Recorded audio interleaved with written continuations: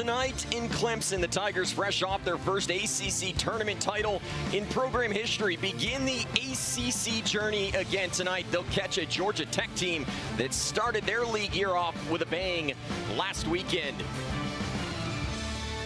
And we say welcome to McWhorters Stadium alongside the Hall of Famer Scott Whitlock. I'm Noah Frary, and for Clemson, their first ACC series of the year. And Scott, this represents an opportunity to reset after what John Rittman called a roller coaster to begin the season. And I think that is very fair because it has been a work in progress for Clemson, and I still think there are things they've got to work on. Now, Georgia Tech has a jump start on the Tigers. They played 3 games in ACC play, and Reese Hunter was a big part of the weekend sweep over Notre Dame. She had a really nice weekend, and her numbers were just outrageous. She hit 500, 2 home runs, 7 RBI. That's a pretty good month, let alone a weekend. She had a big tone-setting home run in Game 1 and then a 3-run shot to seal the sweep over Notre Dame down in Atlanta. Meanwhile, for Clemson, Mac Pavesi was responsible for 52% of the runs this past weekend, Scott. And this young freshman is a softball player.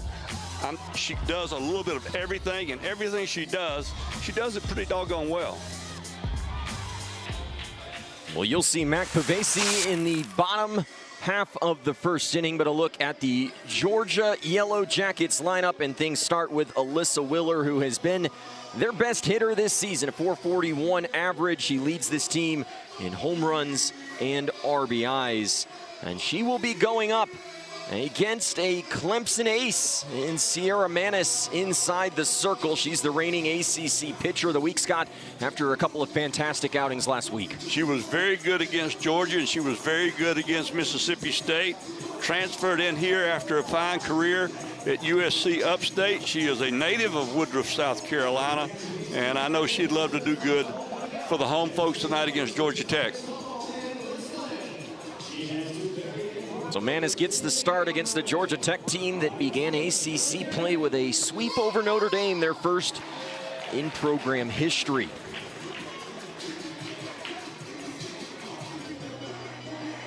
Getting set for opening pitch here as Clemson begins the league year off a season that saw them win their first ever ACC tournament championship. It was their second ACC title in program history. They won the regular season back in 2021.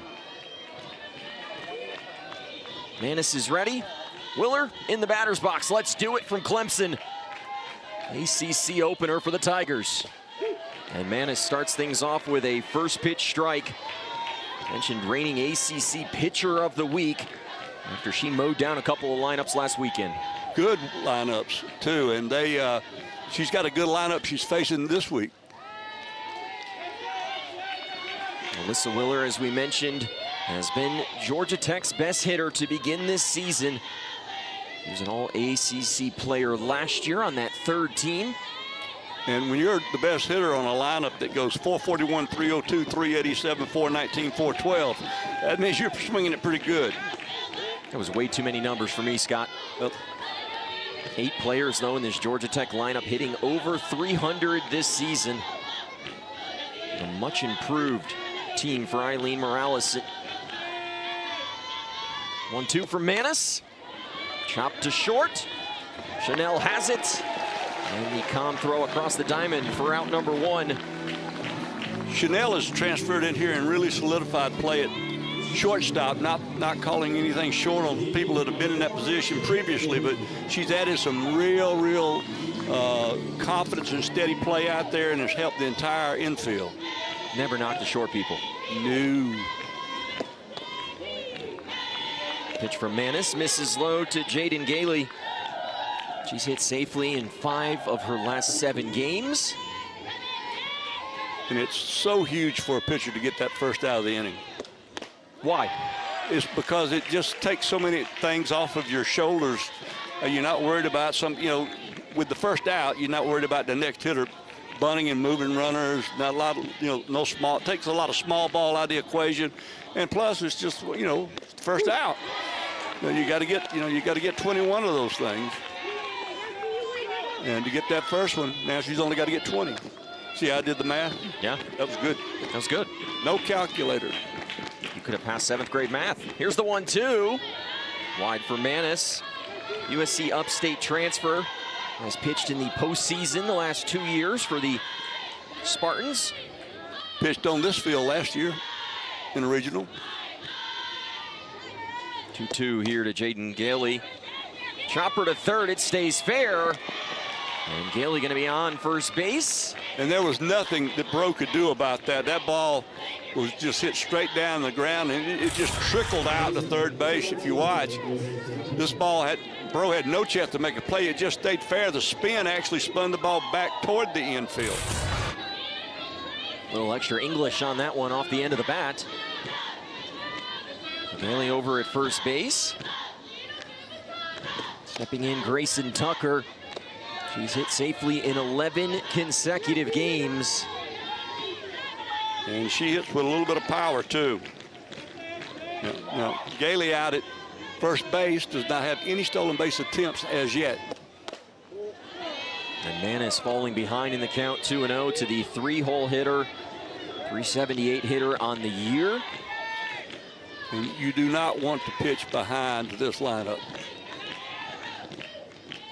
Dangerous pitch early. Manis just misses the corner. Been a tight early zone. That one did appear to be inside. You got to be careful right here if you're Sierra Manis. 3-0. And taking all the way was Grayson Tucker. And you're not going to believe this, though, but now she's got to be even more careful because I believe the hitter was taken right there. And now she's open for business. Matter with some leverage here on the 3-1. Chopper to short. Could this be two? No. The normally sure-handed Kylie Chanel with the error, and now 2 on with 1 out here in the top of the first, and some early stress pitches for Sierra Manis. Yeah, I don't know if that's going to be an error. That ball took a funny hop right at the end. Now, Chanel's going to tell you that she should have made the play, but that ball, nope, the ball bounced up to it and went off the heel of her glove. Looking at it at that speed, I do think that's a ball she should have made, a play she should have made. And the official score, thinking along with you, a E6 on that play. And Scott, if you're Sierra Manis, not the best start to this start. You get that first out that we touched on, but you give up the single, now the error.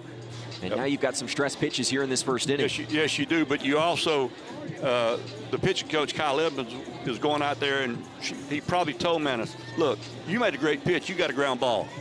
Don't worry about it. Just get another good ground ball. She'll make that next play for you. This is a situation, too, where you need your pitcher to be calm in the circle. Their reaction to a play like that, that's a ball that Chanel normally makes that play. It went up off the heel of her glove. And Manis will start Reese Hunter off with a first pitch strike. I think it's interesting to note that in Manis's victory over Mississippi State last weekend, she induced 13 ground ball outs. 0-1, Hunter. A cue shot into center field. The bases will be loaded. And Georgia Tech picking up right where they left off from a weekend ago. Yes, they are. They're not being fooled. And you can see how important Clemson thinks runs are. They've got the infield playing in. And now Holly Medina, the Cal transfer, steps to the plate. And a first pitch strike for Manis. You want to talk about a huge spot for a strikeout.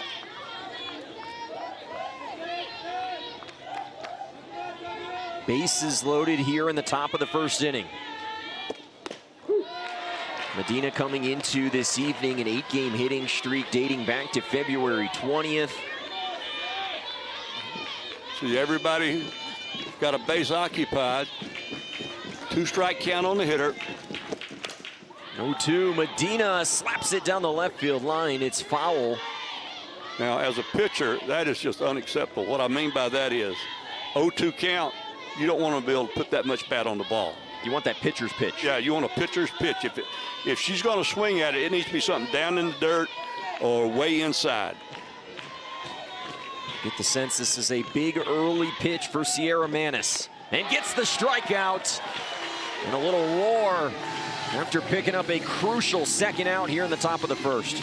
That is a big-time pitch in a big-time situation. And it was well off the plate, and she induced the hitter to chase it. Now they got a chance to wiggle out of it.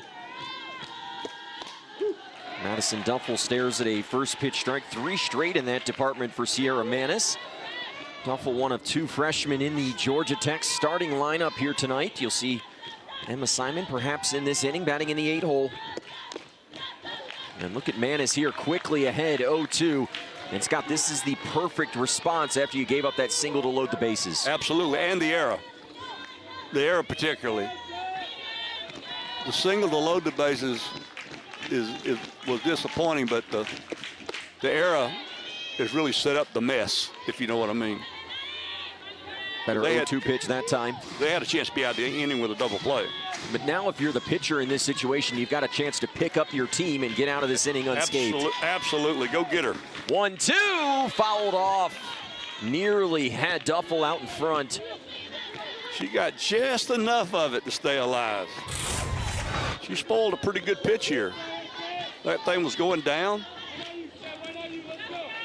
Looked like the umpire took more of that pitch than Duffel got off her bat. 1-2. Popped into left field. Johnson tracking back. She can't make the play. Hunter tracking towards home. And it's a bases clearing double. Maddie Duffel delivers, and Georgia Tech strikes first here in the first. And on a 1-2 count, opposite field double. Probably we would give her an advance to third on the throw toward the plate. But it doesn't matter. The score is 3-0. This ball just kept carrying on Johnson and tailing. Not able to make the play. With 2 outs, the base runners were moving, so they easily scored. Sierra Manis came into this inning on a streak of over 24 innings without allowing an earned run. 3 runs in here in the first. Leshper into center field, but the damage done for Georgia Tech. A 3 spot here in the top of the first. They lead as we head to the bottom of the inning. As we begin the bottom of the first inning, his lineup tonight has Marion Collins down in the 5 hole. She enters having lost a 7-game hitting streak over the weekend. She hit .619 during that stretch. She'll try to get another one going here this evening against Madeline Johnson, who's thrown 44% of the innings this season for Georgia Tech. He is definitely the workhorse of this staff. Transferred in. We got to cut both pitchers are transfers from other programs. You didn't have the transfer portal back in your day, Scott. No, we didn't. An early bunt here. Brockenbrough will find herself on. Some small ball to get things going for Clemson.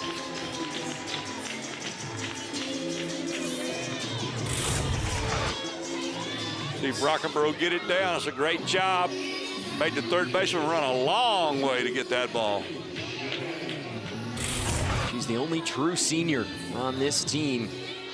And she is an outstanding softball player. Kylie Chanel lays one down. Johnson has trouble. And Chanel's gonna beat it out. A very good Georgia Tech defense being tested early by the Tigers. That should go as a sack and an error. We'll see. The sacrifice got down, and the throw and the error on the bobble allowed her to reach base. Well, it's been scored a hit, so I'm not going to argue with them. No, but I thought it was a sack and an error. The last thing the official score tonight needs is a beef with you, Scott. No, I don't need trouble with them. That's fair. Yeah. They probably took away a few hits back in your coaching career. Oh, they took away a lot of things. He's still got plenty of wins. Starting with dignity. That's fair. Georgia Tech, after scoring 3 in the top of the first inning, now finds themselves in a position. But here's an area that the Clemson team has got to improve on, and that is collecting base hits with runners in score position. This has been a sore spot for them in the early going of this season. Well, they've got their best hitter in the early portion of the season at the plate as Pavesi chops it to third. It's foul. Reigning co-freshman of the week in the Atlantic Coast Conference. 20 RBI, 4 home runs, hitting .409 as a rookie. You'll take that every day.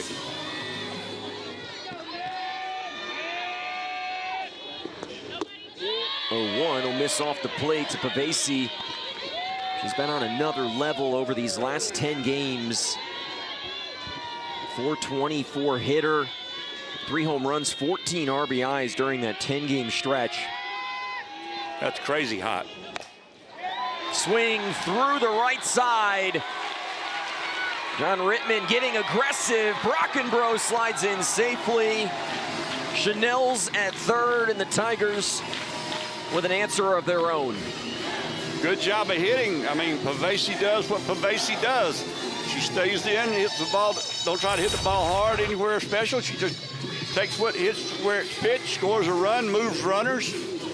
And the Tigers have a chance to climb right back in this game. The only thing I saw in that entire sequence that I didn't like is I'd love to see Chanel go into third base sliding. That tippy-toe in sometimes can get you embarrassed. A strong response from John Rittman's Clemson Tigers. Touched on it in the open, but he called the first 21 games of this season a roller coaster. And for Clemson Tigers fans, that feels like a fair assessment. It is a very, very good way to describe the first part of this season. Clemson with a lot of challenging opponents here early on in the season. They've sprinkled in some ranked wins, but some tough losses, most recently against Georgia Southern. Trying to respond to begin ACC play. 1-1 here to Julia Noller. And Noller could use a big moment. She's somebody who is an outstanding hitter who's struggling right now and pressing a little bit, in my opinion. Did show some signs of life this past week, perhaps breaking out of a slump that has lasted for much of the season. Big spot here, 2-1, cut through. She was on it, she just missed it. The timing was good. I'd be careful of an off-speed pitch right here if I'm the hitter.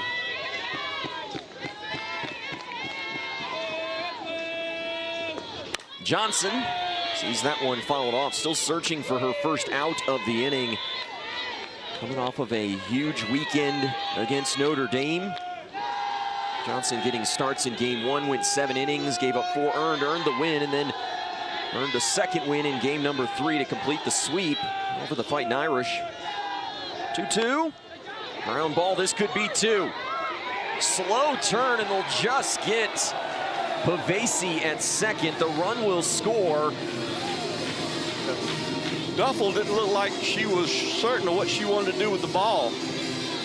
And it allowed the runner from third to score easily. And it gave time for Noller to reach first base. In my opinion, that's just a double play ball all the way. You don't worry about the run. But a second run for the Tigers did score. The 2 runs, a nice response after Georgia Tech, who comes in with one of the hottest offenses in this conference. Hung 3 on Tigers ace Sierra Manis in the top of the inning. And that brings Collins to the plate, who leads the team in home runs, is among the leaders in RBI. And as a sophomore, she is really coming into her own. Where do you feel like her game has improved the most as a sophomore? Her defensive game and her confidence. And the reason her defensive game has gotten better, she's getting to play the same position every day. She was moved around a lot last year. 2-0, called a strike. And when you have the kind of year that she's having right now, it can't help but make you some type of leader on the team. You know, everybody's watching. I want to do what she does. Collins chops it through the left side. The inning continues as Collins puts a pair on here, and still just 1 out in the inning. Partner, we may be like in one of those first team to 12 wins tonight.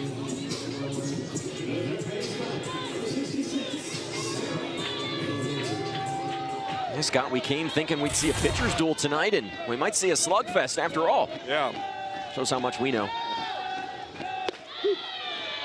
I don't claim to be the genius you do. Au contraire, I'm known for not being bright.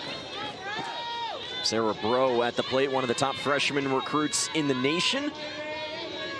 Out of Miami Springs, Florida. Very, very soft pair of hands out there at third base as a defender. I've been very impressed with her. I mean, she looks like a power hitter. She walks like a power. She was a power hitter. We know she can hit, but she really impresses me the way she plays defense. That left side of the Tigers defense much improved this season. Absolutely. 0-2 to Bro is wide. She was on D1 Softball's D100 freshman watch list to begin the season. Extra innings softball had her as the number 6 infielder in this last recruiting class. 1-2. Stays on the rise ball and fouls it back. When she finally figures it all out, speaking of Bro, when she finally figures it all out, she's going to put up big offensive numbers. And I think to your point, you can say that about a lot of these young Clemson hitters. Dynamic offense, pitching maybe lagging a little bit behind right now this season. Bro works the count even. Scott, if you're the batter in this situation, 2-2, what are you looking for? Well, you got to protect still. You've got to protect. You can't settle on like middle half or outer half, whatever. You got to protect the plate. Noller on second, Collins on first, and a 3-2 count coming. First of the game. Madeline Johnson transfers over from James Madison. You may remember the Dukes from their legendary run of the Women's College World Series years ago. Yep. That was hit a mile, but foul. And all the kids chasing that one down. I guess only somebody from the South can make the word mile and foul rhyme. I can hardly say the word foul half the time. Sounds like follow. Grew up in the North and then moved to the South, and you've got a lot of issues. Sound like I'm from the Midwest. Oh yeah, you got a lot of. There's a lot going on there.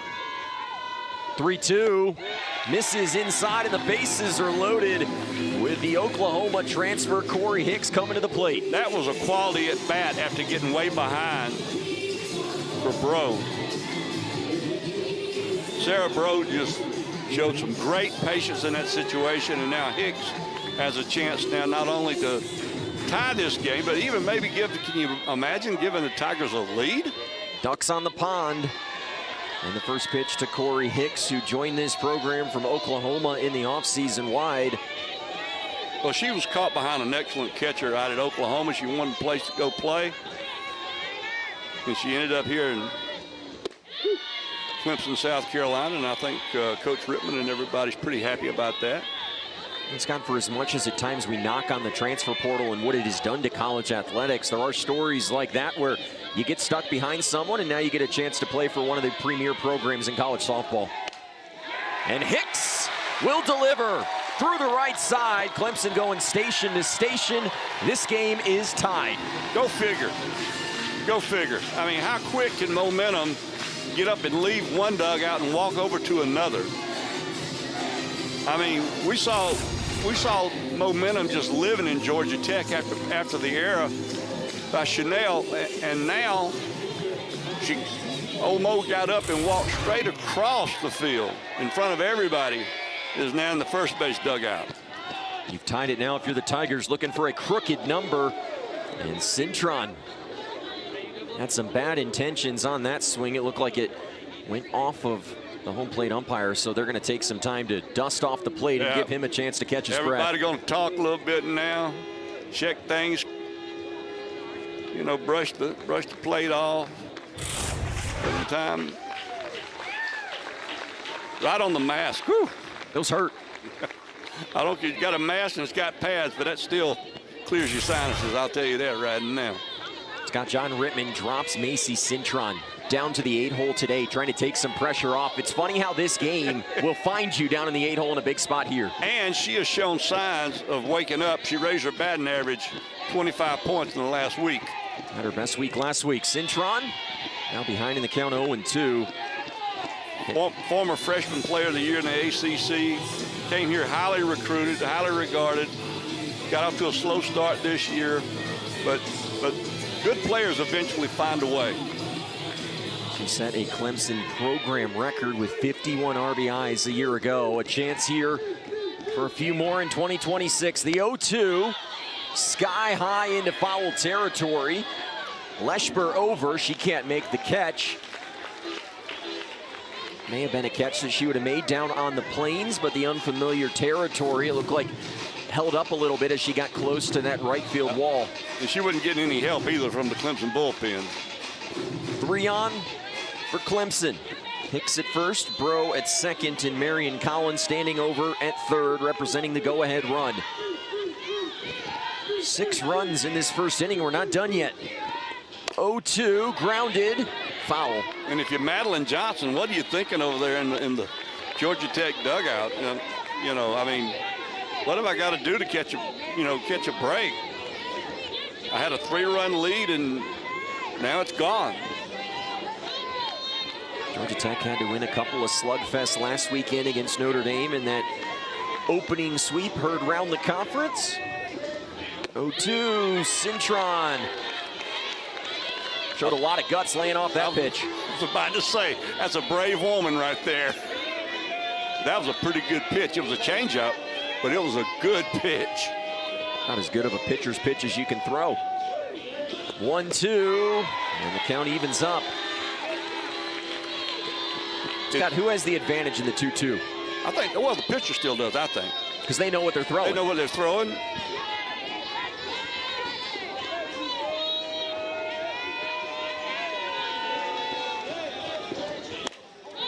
This at bat reminds you of Bro's at bat just 2 hitters ago. Early tonight, you get the sense that Madeline Johnson doesn't have that put-away pitch that she had working for her last weekend. Bases still loaded for the Tigers. They've played at 3 after Georgia Tech scored 3 early. And Cintron caught looking as Johnson gets her first strikeout of the night. And it's probably not my place to say it, but I think Johnson is very fortunate on that pitch. We've not seen a pitch in that area called a strike tonight yet. Let's be honest, though, back in your coaching career, that was a pitch you wanted called a strike. Yes, you do. I'm guarantee you, Eileen wanted it tonight. But you don't. The game has changed, and you don't see that strike called nearly as much. Kylie Johnson stepping to the plate. She hit one of the biggest home runs in Clemson softball history last year, a 2-run bomb against FSU to secure the program's first ACC championship. It's the start in left field today. Held up there. Finds herself ahead in the count, 2-0. She was out there and left, and that ball got caught up in the wind, and it kind of blew past her and faded away from her, and scored 3 runs for the Yellow Jackets in the top half of this inning. 2-0, lays off. Nowhere to put Johnson. This is where if you're John Rittman and Doug in the third base coaching box, you just yell down there to Johnson and say, if you swing, I'll shoot you. We wouldn't advise that. No, we're not recommending the shooting part. We don't mind the swinging. Here's the 3-0. That'll catch the corner. I meant with a water pistol. That's fair. I was thinking Nerf gun. Okay, well, that's a little more violent.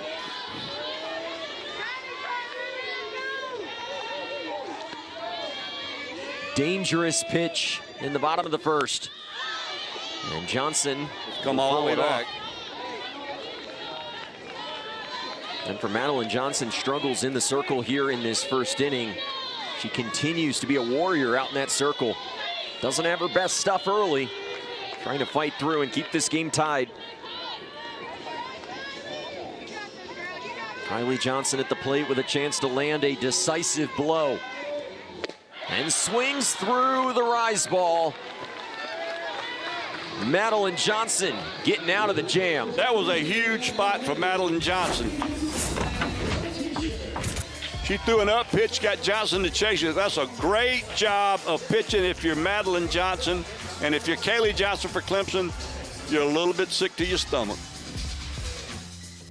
Back to the regionals last year, and She told us when we talked to her earlier this week, that is the new standard at Georgia Tech. She wants to see them in a regional year in and year out. She's in the process of rebuilding the softball program at her alma mater. This is her dream job. This is where she wants to be, and she's doing a great job with it. Her team got off to the 3-0 start to ACC play after sweeping Notre Dame. Got an early 3 runs against Sierra Manis, but the Tigers responding right back in the bottom of the first. Speaking of Coach Morales, I coached against her as a player. I worked against her while she was an assistant coach, and I've got to be able to watch her now that she's a head coach. And the first word that comes into your head when you think about Eileen is competitor. She is competitive. I was going to say pit bull in the nicest of senses. And her personality is bleeding off onto this program. They're going to come in here and fight you 7 innings, no matter who wins or loses. They're going to fight you every pitch. Yes. Manis working through some early struggles, gave up 3 runs in that first inning, although due to the error by Chanel over at short, all 3 of those runs were unearned. And has her second strikeout of the evening as she sends down the freshman Emma Simon.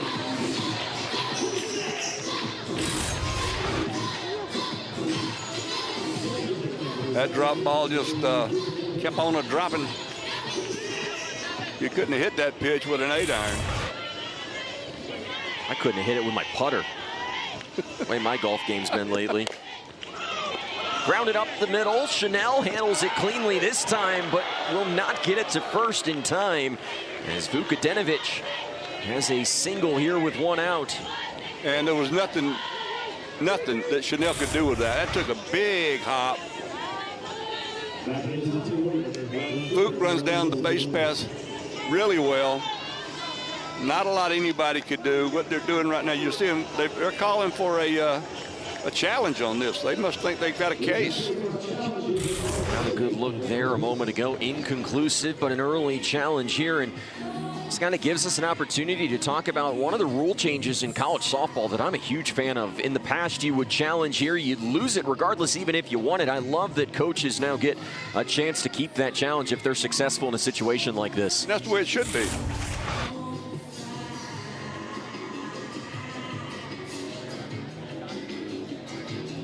That's bang, bang.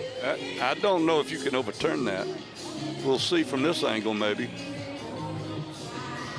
That's a better angle, and it looks like she is safe. She is safe. That orange safety base. New in the game of college softball this year, trying to protect the fielder as well as the runner in a situation like that, a bang, bang play at first. The international softball game, the international game of softball has had the safety base for years. And the call on the field confirmed. Heath Walker with the signal, so John Rittman loses a challenge. Still with 1 remaining. That was an ill-advised. Whoever, and they have somebody looking, I can tell you that right now. So Vukadinovic over at first, a threat to run. Ground ball, Manis going straight to second. The return throw to first not in time as Willer trades places with Vukadinovic.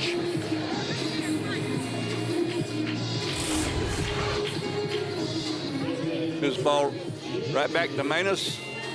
It always helps when your pitcher can field her position. She got the lead out right there, and that is very, very important. Now you got 2 outs in the inning. Manis eyeing a shutdown frame. She'll miss with the opening pitch. With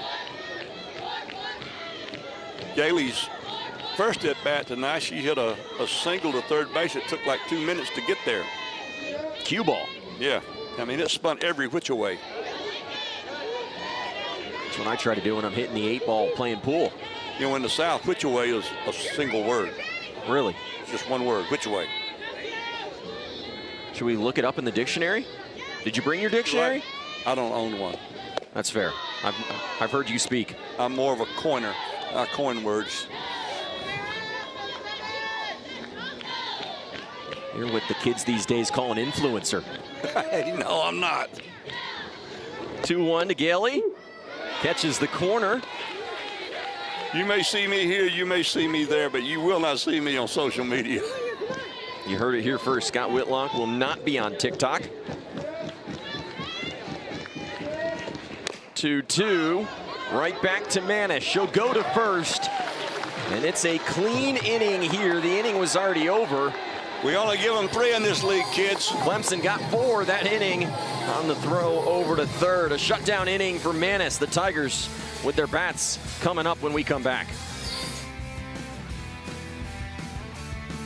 Back from James Madison during the offseason. When you initially look at her numbers, Scott, it doesn't scream ace, but Georgia Tech knew they had an ace in the hole, and their pitching coach, Erin Dixon, she loved some of the underlying data that she saw from Johnson last season, felt that they could improve her repertoire. She comes over to Georgia Tech, and look at how different the numbers look this year. Isn't it amazing how a change in scenery and a new coach to work with can sometimes have such a positive effect on an athlete? I mean, she's dropped her earned run average by 1.5 points. And look at the innings that she's amassed so far, 65 1/3.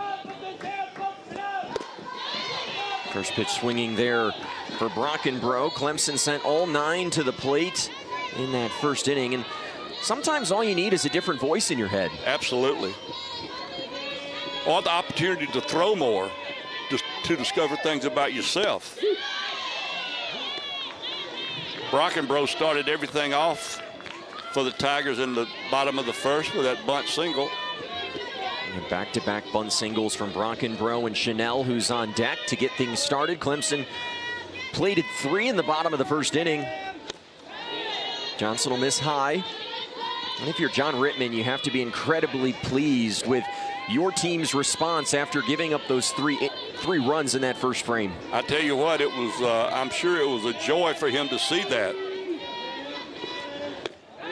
The emotions of the Clemson team could have went in several different ways after that 3-run top of the first.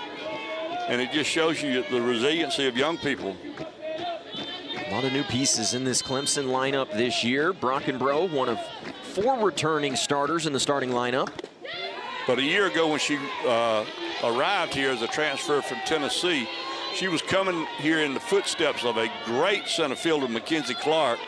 And she stepped right in, and the quality of defense has not tapered off. The leadership has not tapered off.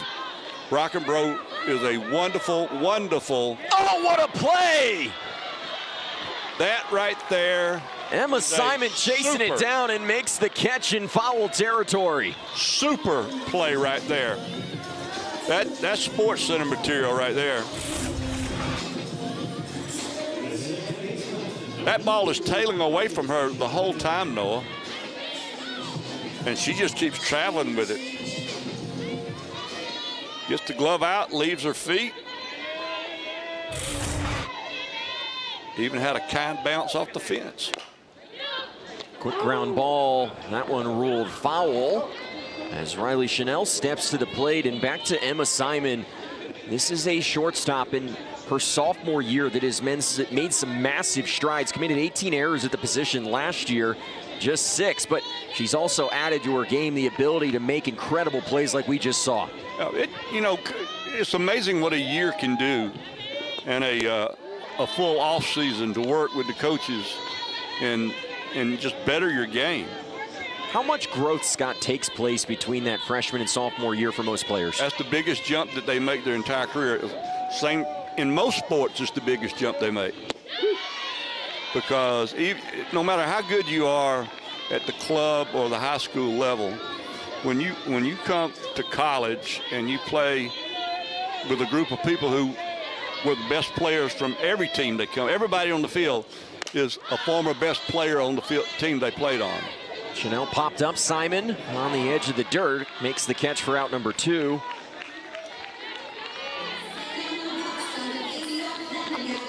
A lot of coaches talk about the transition between high school and college. Here's a player making a great transition. Mac Pavesi singled and an RBI to drive in the game's first run back in the first inning.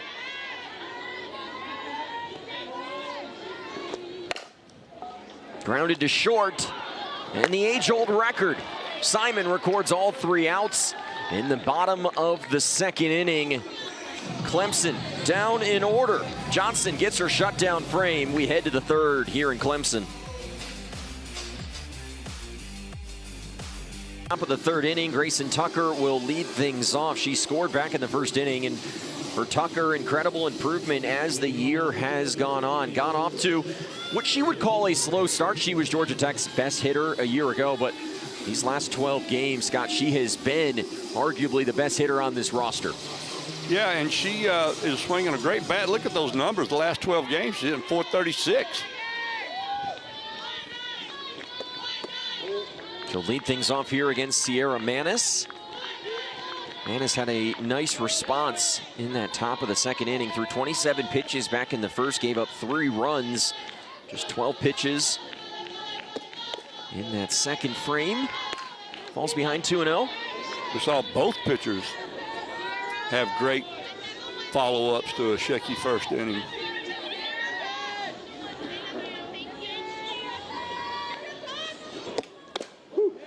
And that's the key if you're a pitcher out in the circle. How do you respond to that adversity? That's what a lot of coaches talk about is, do you have the ability to have that short-term memory? You have to play the game with amnesia if you're out there on the mound. And it sounds, ball there to Bro. First out of the inning? No, it sounds so cliche. But the only pitch that matters is the next pitch. And a pitcher has got to live in that world. They cannot, it is nobody, I've never met anybody that was a good enough athlete to play this game while they're kicking themselves. So you've got to forget about the bad stuff and just go right back at it. You know, I heard something interesting last week, but a lot of these athletes are trying to attain perfection. But Scott, sometimes just the pursuit of perfection is enough. Yes, I mean, perfection is something you just never reach, because when you get to a certain level, you want to go after the next level. So if you're chasing perfection, I think you're really asking something impossible of yourself. I think, though, you can continue to strive to be better. I think there is something for that. I think there's something for never being satisfied. But let's face it, the greatest hitters that this game has ever seen made outs about 65% of the time. This game offensively is built on failure. Hunter having a great start to the evening, her 2nd hit. She went out there and reached and got that pitch and drove it up the middle. That was a good piece of hitting right there.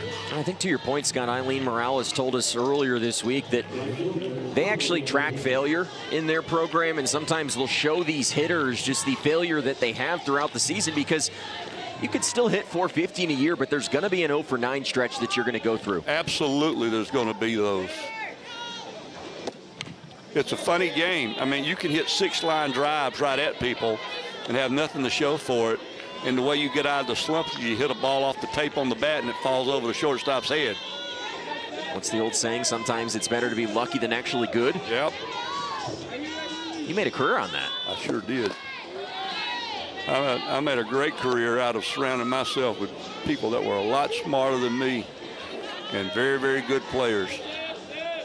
And that's something you see both of these head coaches, John Rittman at Clemson, who just picked up his 1,000th career victory, and Eileen Morales, younger in her career, but they've surrounded each other with good people. Nice pick at first by Pavesi. They go to 2nd for 1 out. She plays a great left field and a strong first base. Look, I'm a fanboy, okay? I just love this freshman. Watch her pick this. That's a double that she just takes away and gets the lead runner. It's okay to be a fan, Scott. This is a game in women's college softball continuing to explode, and sometimes it's fun just to sit there and appreciate what we're seeing out on the diamond. I've been a fan of it for almost 40 years, and it's just it's a marvelous game, and the level of the athlete now, to watch them play it at such a high level makes it just that much more fun to watch. And I get big-eyed every time I see something like that, or the catch that the shortstop made in foul territory for Georgia Tech. Maddie Duffel back to Manis. And another quick inning for Sierra Manis, starting to roll. Clemson and Georgia Tech tied at the midway point of the third. The dugout, but last Saturday he completed something just 11 active head coaches have done, crossing the 1,000 win plateau. He was gifted this jersey by his team after that 3-0 win over Mississippi State. It's been an incredible career for John Rittman in the back nine of his career here at Clemson, and he's architected one of the truly great stories for this young Tigers program. Yep. Old Johnny Ballgame, there he is right there. He is one of the best people this world produced. He's surrounded by a great support system, both at work and at home. I know his wife Lori, his mother-in-law Judy, I know they're watching tonight. They're critiquing, and I'm glad I dropped their name in, or they would call me or threaten me. And but Johnny is one of life's great people. Well, we're going to hear from Coach Rittman next inning. What he has done with this Clemson program since taking over has been remarkable. 5 NCAA tournament trips, would have been 6 were it not for COVID. They've hosted 3 regionals. They've been in the Supers, including taking the eventual national champions Texas down to the wire last year in Austin. They were 60 feet away. They had runners on second and third, and just couldn't get that thing to scratch across. But you tip your hat to Texas. They had a great ball club, and they did a great job. There's a lot of good softball teams out there now. Clemson 48-14 last year, 19-5 in ACC play. Went on to win the first tournament title in program history, defeating Florida State. Collins shoots it into left. Easy for Willer. And 2 quick outs in the inning. And both of these pitchers, Scott, have settled in nicely to this game. They surely have.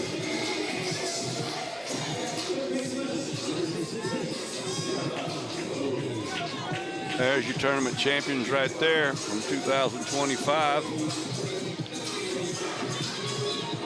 And Scott, give a ton of credit to the grounds crew, the facilities team here at Clemson, because they got that 2025 up there extremely quickly, as they always do. Oh yes, and they are outstanding. The facilities at this place, elite, are just, it just takes your breath away. And the atmosphere they create, these fans support this team, this area, and the Clemson family has really embraced softball here. They play in front of big crowds, a lot of noise, a lot of good things. There's a lot of positive stuff going around. Not one of the biggest facilities in college softball, but they led the ACC in attendance here a year ago. And Scott, to your point, when you think of Clemson athletics, I think about the investment that they've made in women's sports in recent years. The softball program was the first. What women's lacrosse has done, being in the top 15 in the country right now, and gymnastics. Graham Neff and this athletic department have said women's sports matter here at Clemson. Absolutely, and I've not seen it yet, but they tell me that the gymnastics is the hottest ticket in town. Yeah, they will pack Littlejohn for some of those meets. One of the top 25 teams in the country. Just a few years into that program, and what Allison Kwolek has done with women's lacrosse. There's Sarah Bro. I wanted to go to one of those gymnastic meets last year, but Rick Bagby was going to scout me his ticket, and he wanted $1,500 for it. That's a lot. That's a lot of money. That's more than you make in an entire season. 2-2 on the way, just off the plate. Hold on a minute. You mean you make money doing this? Fair. Make a little bit. Really? Well, I have got. Did I spoil the secret? I've got to talk to my agent. Full count. Bro lines it to left field, and another sparkler from Alyssa Willer. And that ball was killed. Georgia Tech flashing the leather. Let's head to the fourth in Clemson.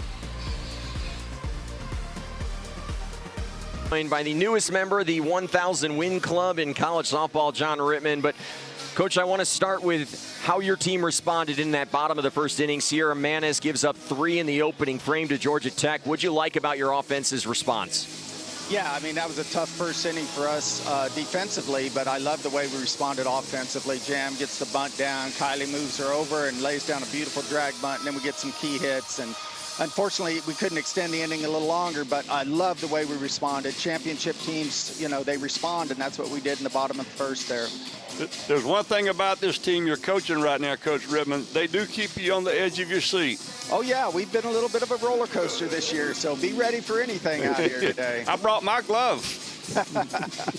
Hopefully you don't need it, Scott. Well, a lot of ball game left, Coach. Thanks for joining us. Hey, thanks, guys. Head to the top of the fourth inning here in beautiful Clemson, South Carolina. Picture perfect weather for tonight's ACC opener for the Clemson Tigers. A year after winning the tournament championship for the first time in program history. Coach Rittman referencing that roller coaster that has been the first 21 games of the season. Hoping that the 0-0 record is a nice reset, as Sierra Manis has reset nicely in this game after a shaky first inning. It's just amazing the resiliency of young people. I said that about 20 minutes ago, and it's just so true.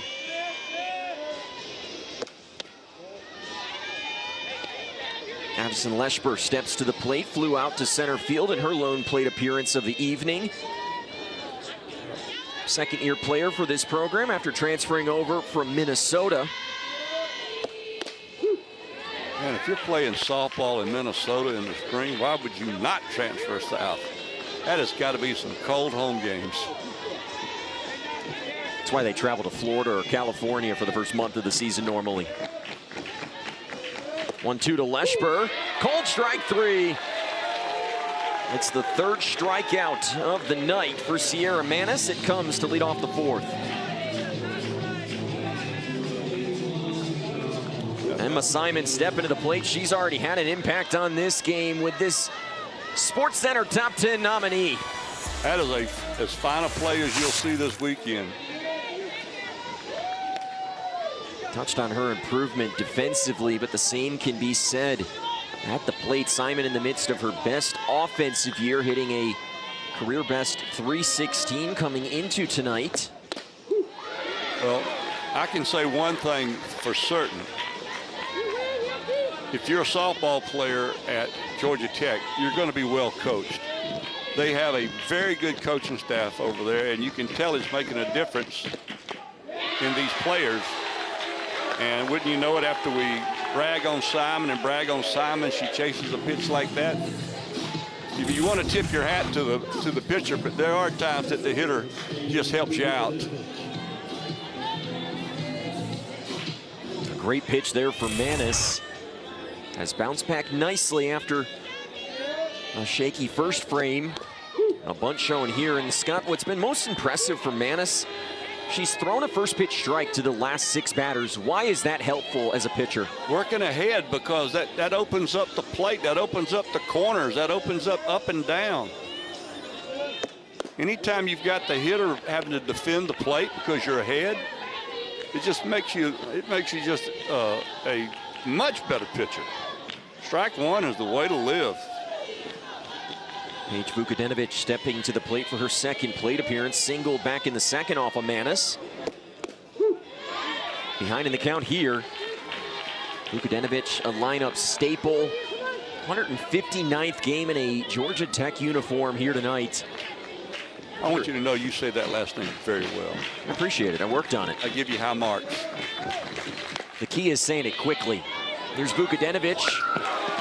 Bro over to first for the final out of the inning. And it's the first 1-2-3 inning for Sierra Manis. She's starting to roll. Clemson coming back to bat.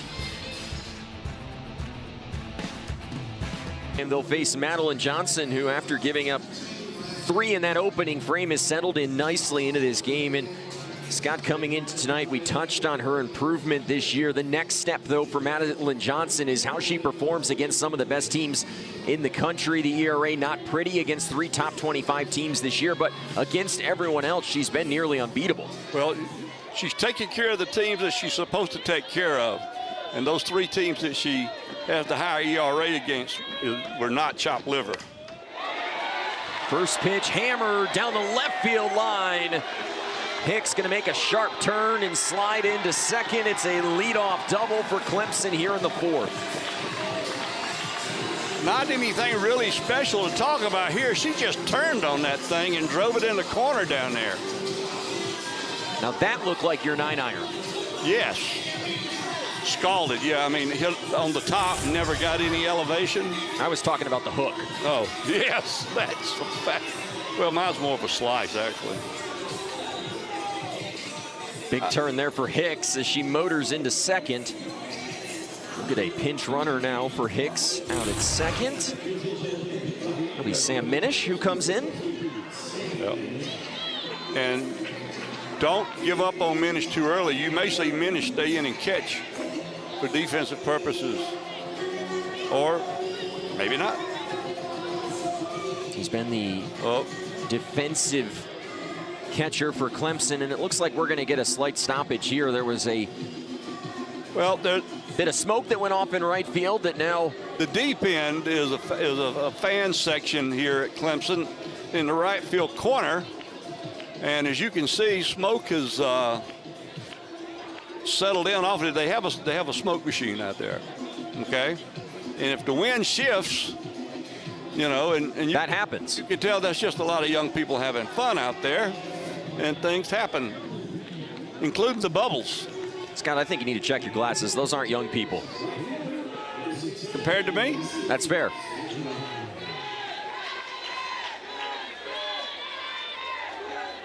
You're like a bottle of fine wine. Get better with age. Well, I certainly would like that to be so. Your wife paid me to say that. No, she didn't. 0-1. That's off the end of the bat and foul. I'm quite certain that that compliment did not come from there.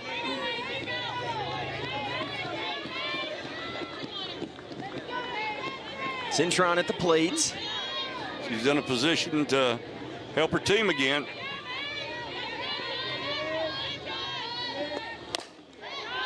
Grounded foul. And for Cintron, one of the best hitters on this Clemson team. And she's just a little bit early, just a little bit anxious. She had a big freshman year last year, ACC Freshman of the Year, 14 home runs and 51 RBIs, but has not been able to repeat that so far through 21 games this season.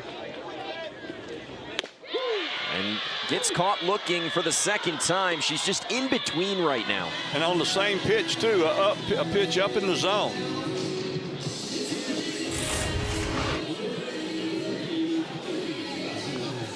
And I believe it was off speed. And it caught her frozen.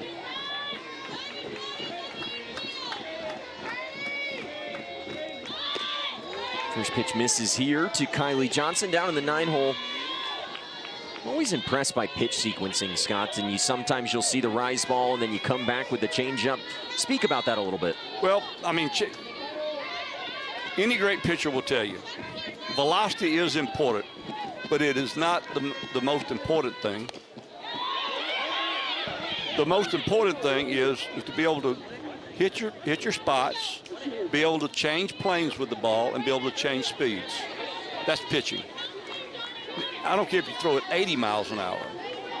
If you can't locate it and throw it where you mean for it to go, you're not pitching, you're throwing.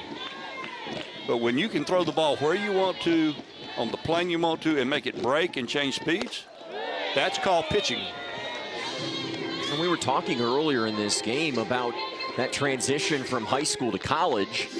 And for a lot of these top-level pitchers in high school, they can get away with throwing, but when you start to face these elite lineups, Scott, you got to pitch.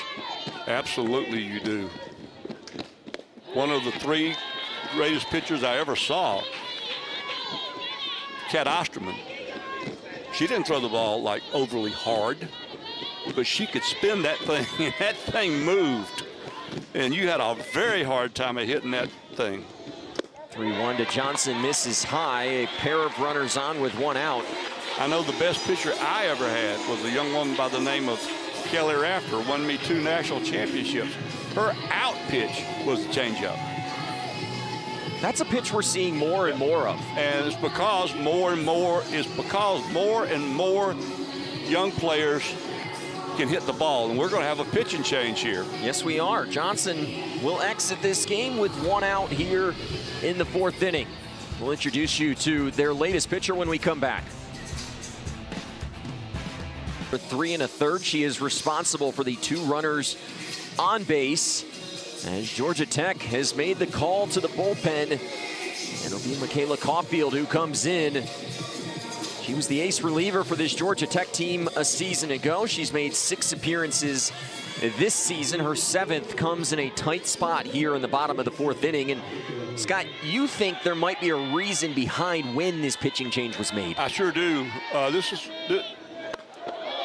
With Brockenbrough coming to the plate, this starts a cycle of the 3rd time through the batting order for the Tigers. And you see Brockenbrough had a pretty good midweek game against Charleston, walking to and picking up a single, drove in a run. But the 3rd time through, I really believe had something to do with this decision. A lot of pitching coaches will tell you that 3rd time through the batting order is so challenging because they've seen all of your pitches multiple times now. It's when offenses tend to tee off. And you got to have some stuff the 3rd time through. Dangerous 2-0 pitch right there for Caulfield. Well, Caulfield was taking advantage of the fact that Brockenbrough was taken all the way. 2-0. She may not want to throw that one again. First ACC game of the season for the Clemson Tigers. Won the tournament championship a year ago, taking down Florida State to advance to the NCAA Regional. And Georgia Tech rolls into town 3-0 in the league, sweeping Notre Dame last weekend. 3-1 is passed through by Jamison Brockenbrough. May have swung at ball 4 there. That was a good pitch with some movement up.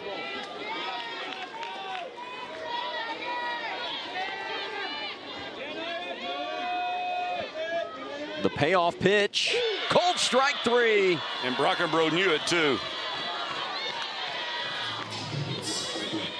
Right down Broadway, and Brockenbrough could not pull the trigger.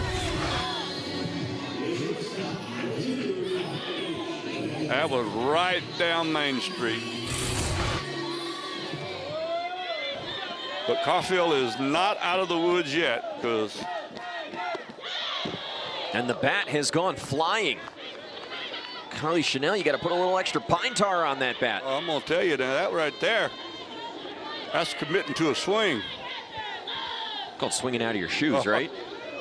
Oh, out of your batting gloves, at least. Can you at least put your shoes back on, Scott? Yeah, I could. If I'd have brought them in. We're not in your living room. Getting too comfortable up here. Yeah, boy, guy brings in one recliner and cooler, and they think he's a hick.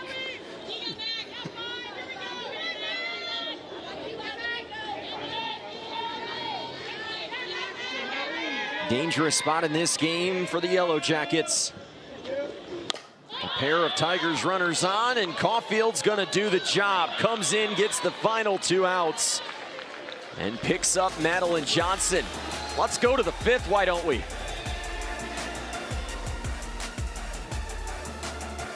Hostile road environment, making a statement here early. Madison Duffel delivering the big double that Kylie Johnson couldn't come up with. They scored 3, but Clemson got things going quickly in the bottom of the inning.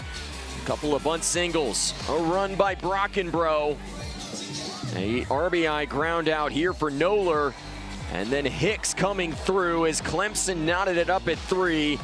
We've seen incredible defense in this game, some timely hitting, and as we head to the 5th inning here in Clemson, tied at 3 in the Tigers ACC opener. We got a good one here. This game's had it all. Sierra Manis got off to the rocky start to this game, but is settled in incredibly nicely. Some timely hitting, as we mentioned. Both pitchers didn't get off to their best starts tonight, but Scott, you have to be impressed with how they both settled into this game. Absolutely. They both shook off a shaky first inning and have done a great job. Now, Manis has the job of navigating the batting order for the third time. It'll start with Alyssa Willer, who quickly falls behind in the count. 0-2. Came in as Georgia Tech's best hitter so far this season. And as you opined, Minish is going to stay in as the defensive replacement behind the plate. I owe what? I made that word up. Okay. Told you we should have brought the dictionary tonight. I thought it was either speculation or conjecture on my part. But if it was opine, it was opine. And we see a defensive move out in right field, too, as Taylor Pipkins has entered the game. John Rittman going to his bench. And you get the sense for this Tigers team that if you could come out with a win tonight, you start to feel good as you head into this conference portion of your season. Absolutely. Either team that wins tonight is going to feel really good. Georgia Tech already feeling nice about, you know, the 3-0 sweep of Notre Dame, but if you get a leg up in this series tonight, you're going to be feeling really good. Winning game one of a 3-game set is very important. All about winning series this time of year. 2-2, and Manis has yet another strikeout. Her fifth of the night and her third in the last 2 innings. Give Minish the assist and give the put out to the first baseman. That ball took a bounce. Minish had the presence of mind to make that throw down to first base, and that's difficult. Minish being a left-handed catcher. Easy ground ball. Collins over to first. 2 quick outs in the inning. And Scott, we were touching on the challenges of facing a order for the third time. As a pitcher, talk about the mindset going through this order the third time. Well, you got to trust whoever's calling pitches, because whether it be the catcher or coming from the dugout or wherever, they've got to change, you know, the way they approach at-bats now this third time through, because the offense has seen, as you said earlier, just about everything that Manis has to offer.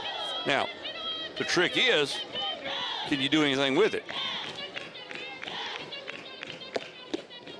We touched on this last inning, but a big part of the turnaround for Manis in this start tonight is she has started to pour in first pitch strikes. 8 of the last 9 batters that she has faced have seen a first pitch strike out of her right arm. And that's a good number. That ain't bad. No, that is not bad. Ahead in the count here, 1-2. Already has 5 strikeouts on the night. Transfer from USC Upstate. Reigning ACC pitcher of the week. The 1-2. Chopped foul. She did a good job of fighting that off. She didn't want to swing at that pitch, but she was scared to let it go by. That's what you have to do to extend at bats.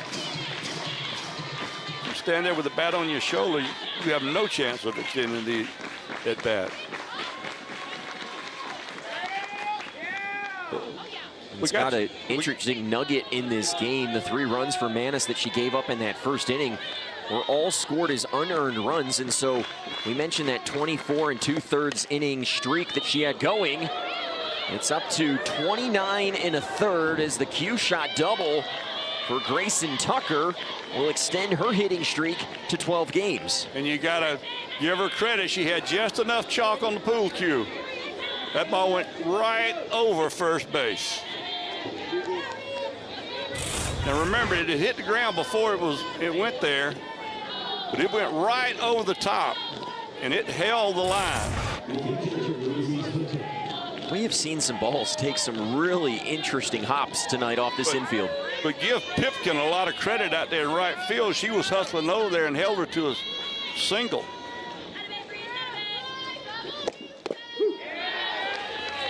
Another first strike. That hit for Tucker a few moments ago was the first Georgia Tech runner to reach since the 3rd inning. Manis had retired 8 straight.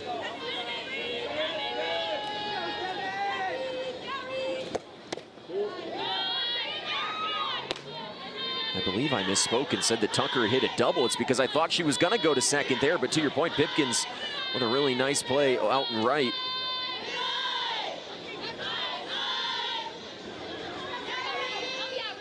Tucker over at first, Hunter at the plate.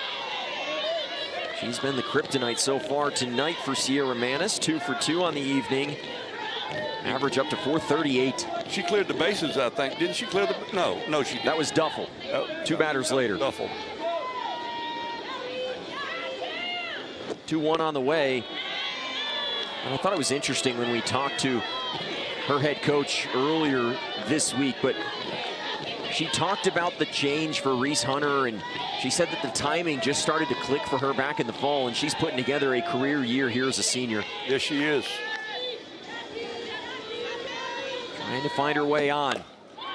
Hard hit right back up the middle. This time, Chanel feeds it cleanly over to second for the final out of the inning. Manis working around the 2-out hit. Clemson coming to bat next. Taste in their mouth after a 9-1 loss to 19th-ranked Mississippi State last Sunday. Well, they got some mouthwash against College of Charleston. They win that game 7-0, and Mac Pavesi was fantastic in that game, continuing her strong freshman campaign.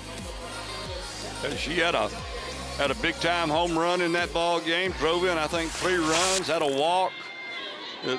She's just an outstanding player, and she sure did get things going that night. And now some TV magic as Pavesi steps into the left-handed batter's box. 2 for 3 in that game, as you mentioned, Scott, that 2-run home run. She's been the Tigers' best hitter here over these last couple of weeks. Yes. Had that huge home run against Georgia in that run rule victory down in Athens, the first in program history. And when you say huge, that was in every sense of the word. That ball went way over the foul pole in left field. Now, the ball she hit Wednesday night was a line drive off the scoreboard netting. She hit .412 over the weekend in that Tiger Invitational. Already has 1 hit tonight. It was rather funny how we've talked about Pavesi and she led off this inning. I wonder, how do we do that? Just how do we do it? Got a great producer in the back. You think he had something to do with it? I think he did. Huh. Don't want to give away too many secrets. High pop fly in the infield. Fielded by Duffel for out number 1. Michaela Caulfield in her 2nd full inning of work after she came on in relief of starter Madeline Johnson, who went 3 1/3, gave up 3 runs, and it was Caulfield who came in and escaped a major jam in that 4th inning.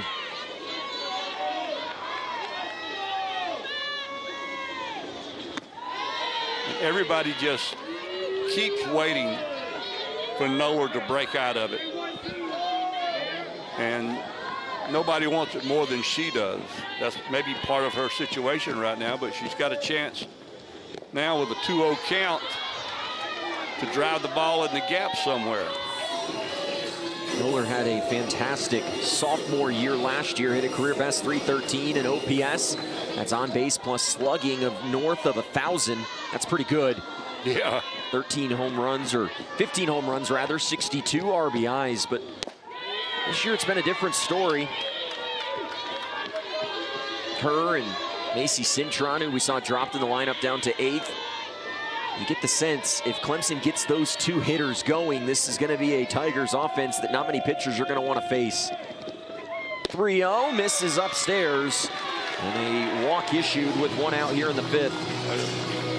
They showed a lot of respect to her, no matter what her batting average is, and she'll be ran for. And my guess, I can't get the number yet, but I would guess it's probably number 1 aerial. I can't see that. I've not heard yet. It is aerial. Andy Ariel, pinch running. She's been the primary pinch runner for this Clemson side. They love her speed. She scored 9 runs. She represents the go-ahead run for the Tigers here in the 5th. Collins here has been hot as well. And stares at a first pitch strike. She took a little bit off that one to get a strike. Ball did not bump 60. You see what she did last season. She hit 366 up to 406, but the big jump is in the power numbers. She's driving in runs. She's hitting the ball out the park. And I thought the point you made earlier about kind of having that defensive home secured this year and how much that has helped her. And it's tough to be a utility player, and I don't want to say that she was a utility player a year ago, but she played several positions throughout the year, and it is such a relief for a player to, okay, they know where they're going to be every day when they show up at the park. Played some shortstop at times last year. That's an incredibly challenging position here in this sport. 0-2 to Collins, bounces in the dirt. It gets away and now sails into center field. Ariel had slid in with her feet, wasn't able to pop up and get to third. A wild pitch. Yep. Now with a runner in scoring position. Once again, the Tigers have a chance. You see the ball in the dirt. Ariel, a veteran, and a veteran pinch runner also. That pitch was a catcher's worst nightmare. Yes. Not much she could do. In the dirt going away from her. Collins into center field. It gets down. Vukadinovic couldn't make the catch. Coming around to score is Ariel, and Clemson has taken the lead. Nice job of hitting by the batter. But this may have been a time that the center fielder should have swallowed her pride, gave up the single, and kept the runner off home plate. You can't discredit her for hustling, but that ball might have been better served because the runner was still hanging out at second base. If she catches that ball on the hop, the runner at second may have not even advanced on that play, but trying to make the great play is giving Clemson the lead.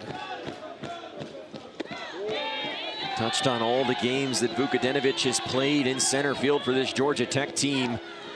She's one of the best defensive center fielders in this league, but it could be called a mistake right there instead of, as you pointed out, catching it on the short hop. Well, she just hustled herself out of position.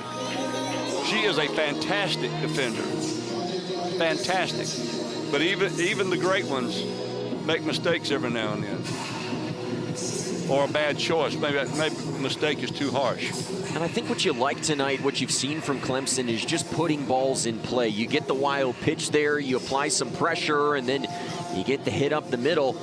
And Scott, you've been around this game for longer than most of us have been alive, but when you put the ball in play, things happen. Absolutely.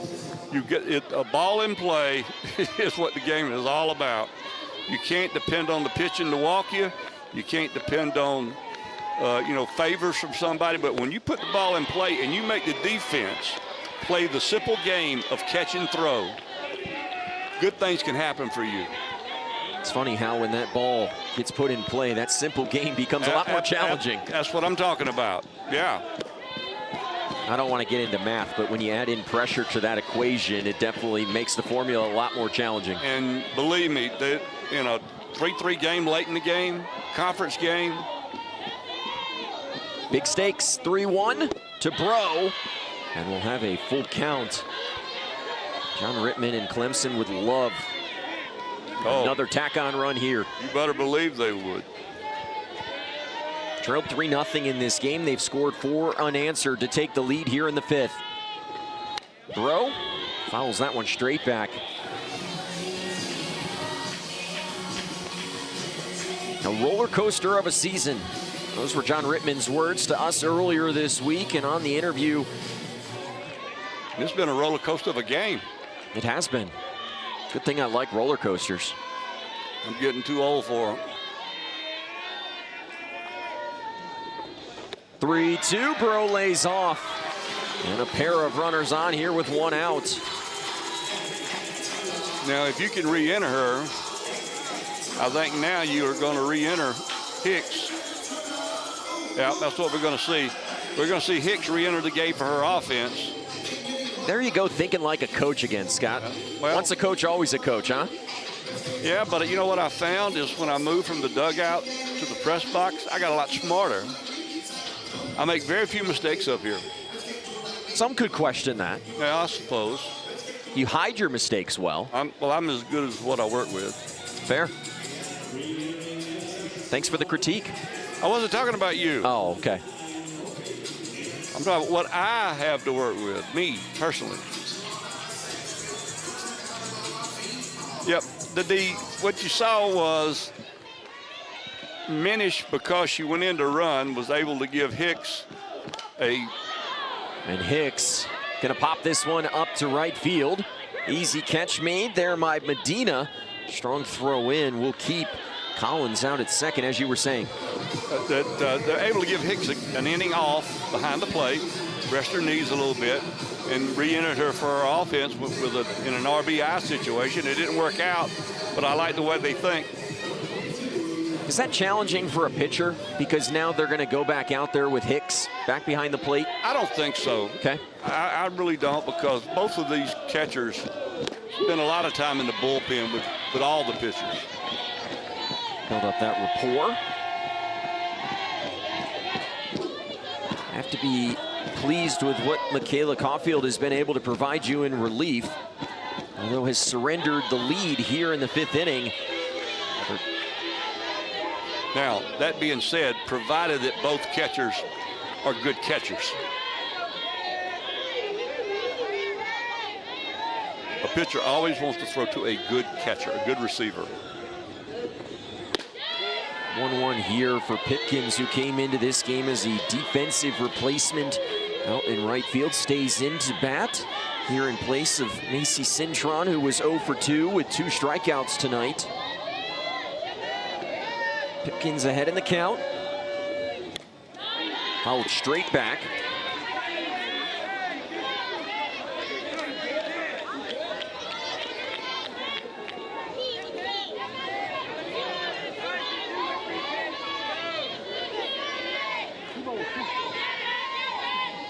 Clemson's taking the lead in the 5th. Can they add to it?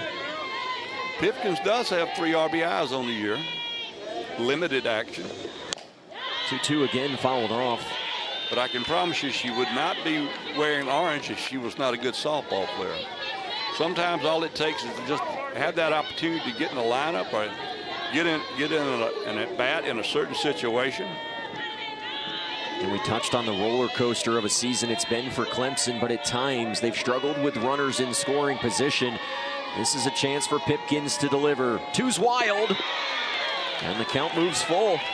Now, what Pipkin needs to do, what some hitters have not done tonight, is protect the plate in a 3-2 count. Do not put it in the hands of the umpire. This is only her 20th at-bat of the year. But she needs to know that she needs to stay there and hit anything close. And lays off, and the bases will be loaded. And Kylie Johnson strolling to the plate. I would say that this is a significant at-bat in this game. Johnson comes to the plate now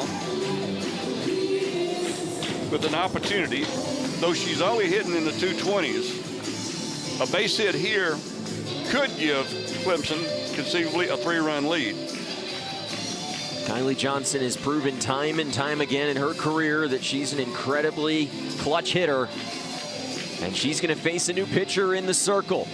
Georgia Tech going back to the pen for the 2nd time tonight. Aaron Dixon has seen enough. Michaela Caulfield's night is done. The Yellow Jackets trying to keep this at just a 1-run deficit. Back to the bullpen.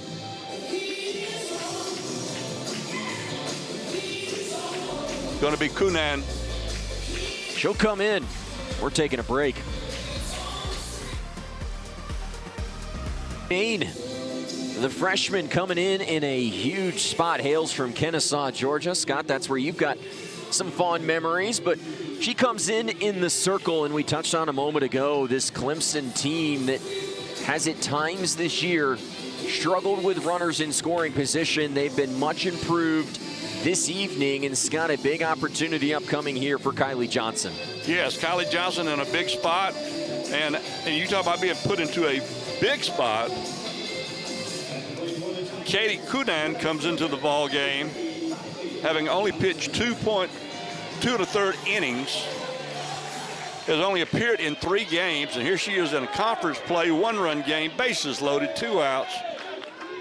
Go get them, kid. Has not appeared in a game since February 19th against College of Charleston through just a third of an inning. Did not allow a run in a 16-0 win for Georgia Tech. Only other appearance came against 16th ranked Alabama early in the season. And Scott, do you go to her because of the speed differential? They are actually trying to slow down the velocity of the ball a little bit, it looks like in my eyes.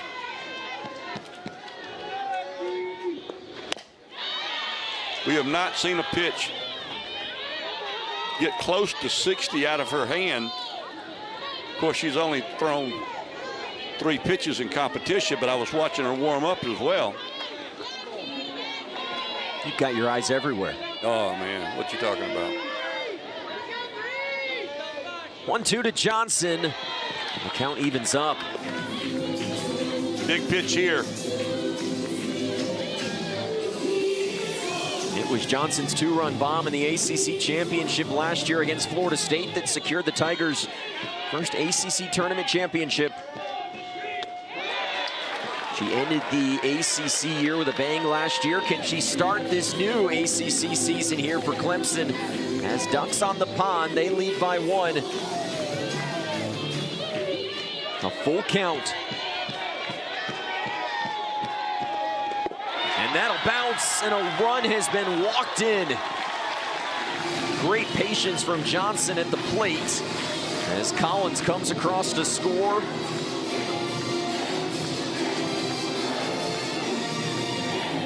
Not much you can say about that. That was not even close to ball 4. And again, the change in velocity.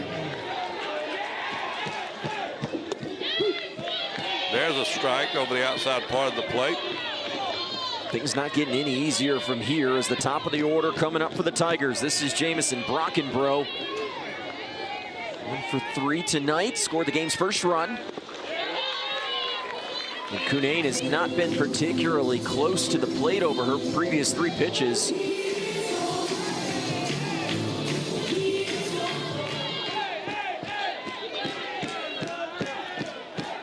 We got time call, and it looks like we're going to make another pitching change. Oh, wait a minute. Let's see what we're doing. This may just be a conversation, if not seen a signal yet. Well, I see the umpire going to his, maybe he's just documenting the visit. Clemson has put 2 across here in the bottom of the 5th inning. They lead this game 5-3 in a game that they really wanted to win for some momentum as they transition to this conference portion of the season. John Rittman side 14-7 to begin the year. Some tight games, some tough losses, some big wins against top 25 teams. But for some context, this Clemson team a season ago, just 14 losses across 62 games. Yes.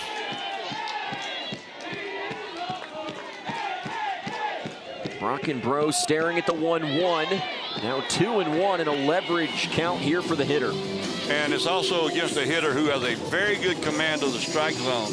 She is unafraid to take ball 4. And she's unafraid to turn on it as well. 3-1 now.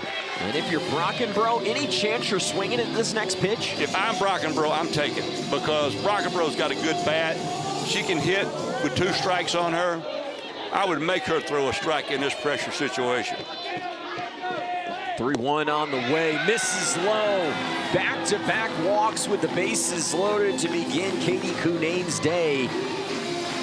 And that's going to be it.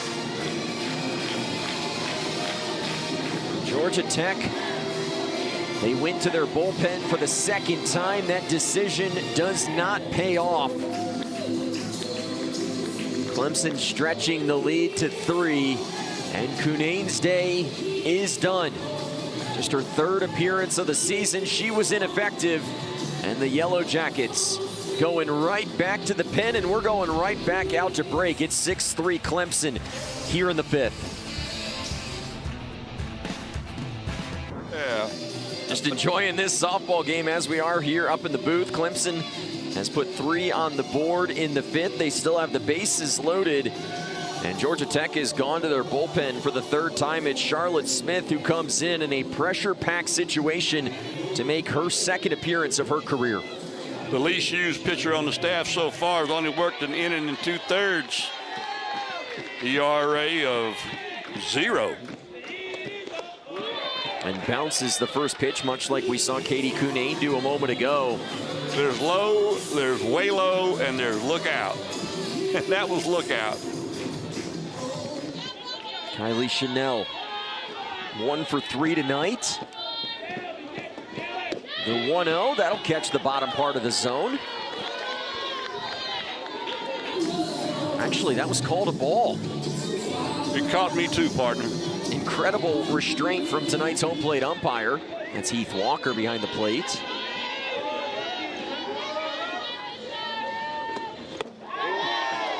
Clearly, he didn't have early dinner reservations like you and I do.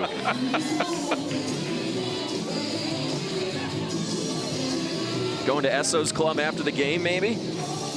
Well, I stayed there when I'm here. They got me a cot. Rick got me a cot back. Cot's good for me. A strike there. I've just been trying to get your per diem. Yeah, yeah, per diem. He charges me $15 to park. I just put it on a little thing called a credit card, right? Yeah. You'll never see the charge again. Yeah, he won't give me one. Big pitch here, 3-1 to Chanel. And Clemson just continues to pass the baton. And Georgia Tech pitching imploding here in the 5th inning. Scott, get this. Clemson has scored 4 runs in this inning. 6 walks issued by Georgia Tech pitchers. And that's that really doesn't need any commentary, does it? It doesn't. That was a mic drop. The last 3 have come in by way of the walk. And when you look at the decisions and who Georgia Tech has gone to, Scott, does it feel like maybe conceding game 1 and trying to save some bullets for game 2 and game 3? I won't use the word concession, but I will use the word saving bullets, or the phrase saving bullets. I don't living to fight another day. Yeah, but here's something that you would have never thought we'd talk about when this half inning started. If Pavesi was to get a hold of one, this game would be over. That would indeed be the 8-run mercy rule here in the 5th inning. Pavesi 1 for 3 tonight. She started this inning with a pop out to second. But since then, chaos has ensued, and Clemson could be on the precipice of a first ACC win. 3-0 again misses. 7th walk of the inning. And now the winning run is on first base. And now we're going back to the bullpen. It's been that kind of night for the Georgia Tech pitching staff. It's a quick evening for Smith in the circle. Look at our 5th pitcher.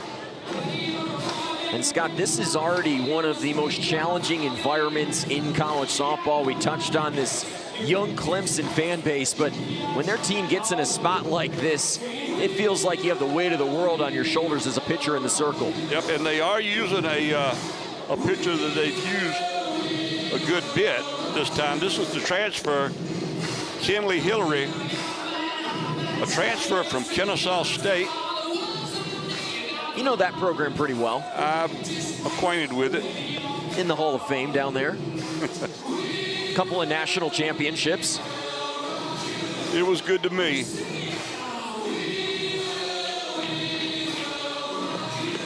Hillary coming in. And she's a senior out of Decatur, Alabama. Right now she's toting a 3.21 ERA. Has worked 24 full innings. Has struck out 13, walked 11. Excuse me, that's wrong. Struck out 21, walked 13. Has given up 11 earned runs in 24 innings pitched. Trying to keep this game alive. Winning run for Clemson, 240 feet away. It's Mac Pavesi over at first base. Noller at the plate. Count evens up. Hillary had an important couple of outings in that sweep over Notre Dame last weekend, including earning the win in game number 2. 1-2.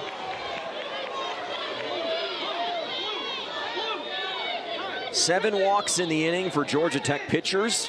Fourth pitcher that we have seen in this inning. Michaela Caulfield started it. Katie Cunane came in, her outing unsuccessful. Then Charlotte Smith. That one will get out of play.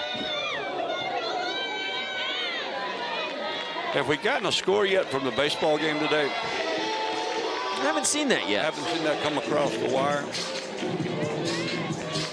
Big weekend series upcoming for Eric Bakic's side.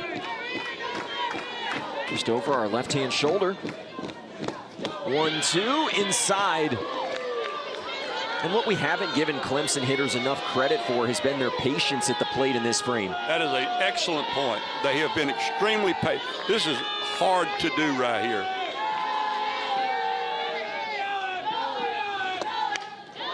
Scott, I was just given a magical update in my ear. Clemson baseball, 14-0 win in 7 today. 2 touchdowns. 14-1, I beg your pardon. One, I'll have to, lost the shutout. Yeah, I'm about to say. Clemson trying to make it a perfect day on the diamond. You can do it with one swing at the at-bat, and you get the sense that's exactly what Julian Noller is thinking about. A quiet season so far due to her lofty standards. She would love to hit a double right here.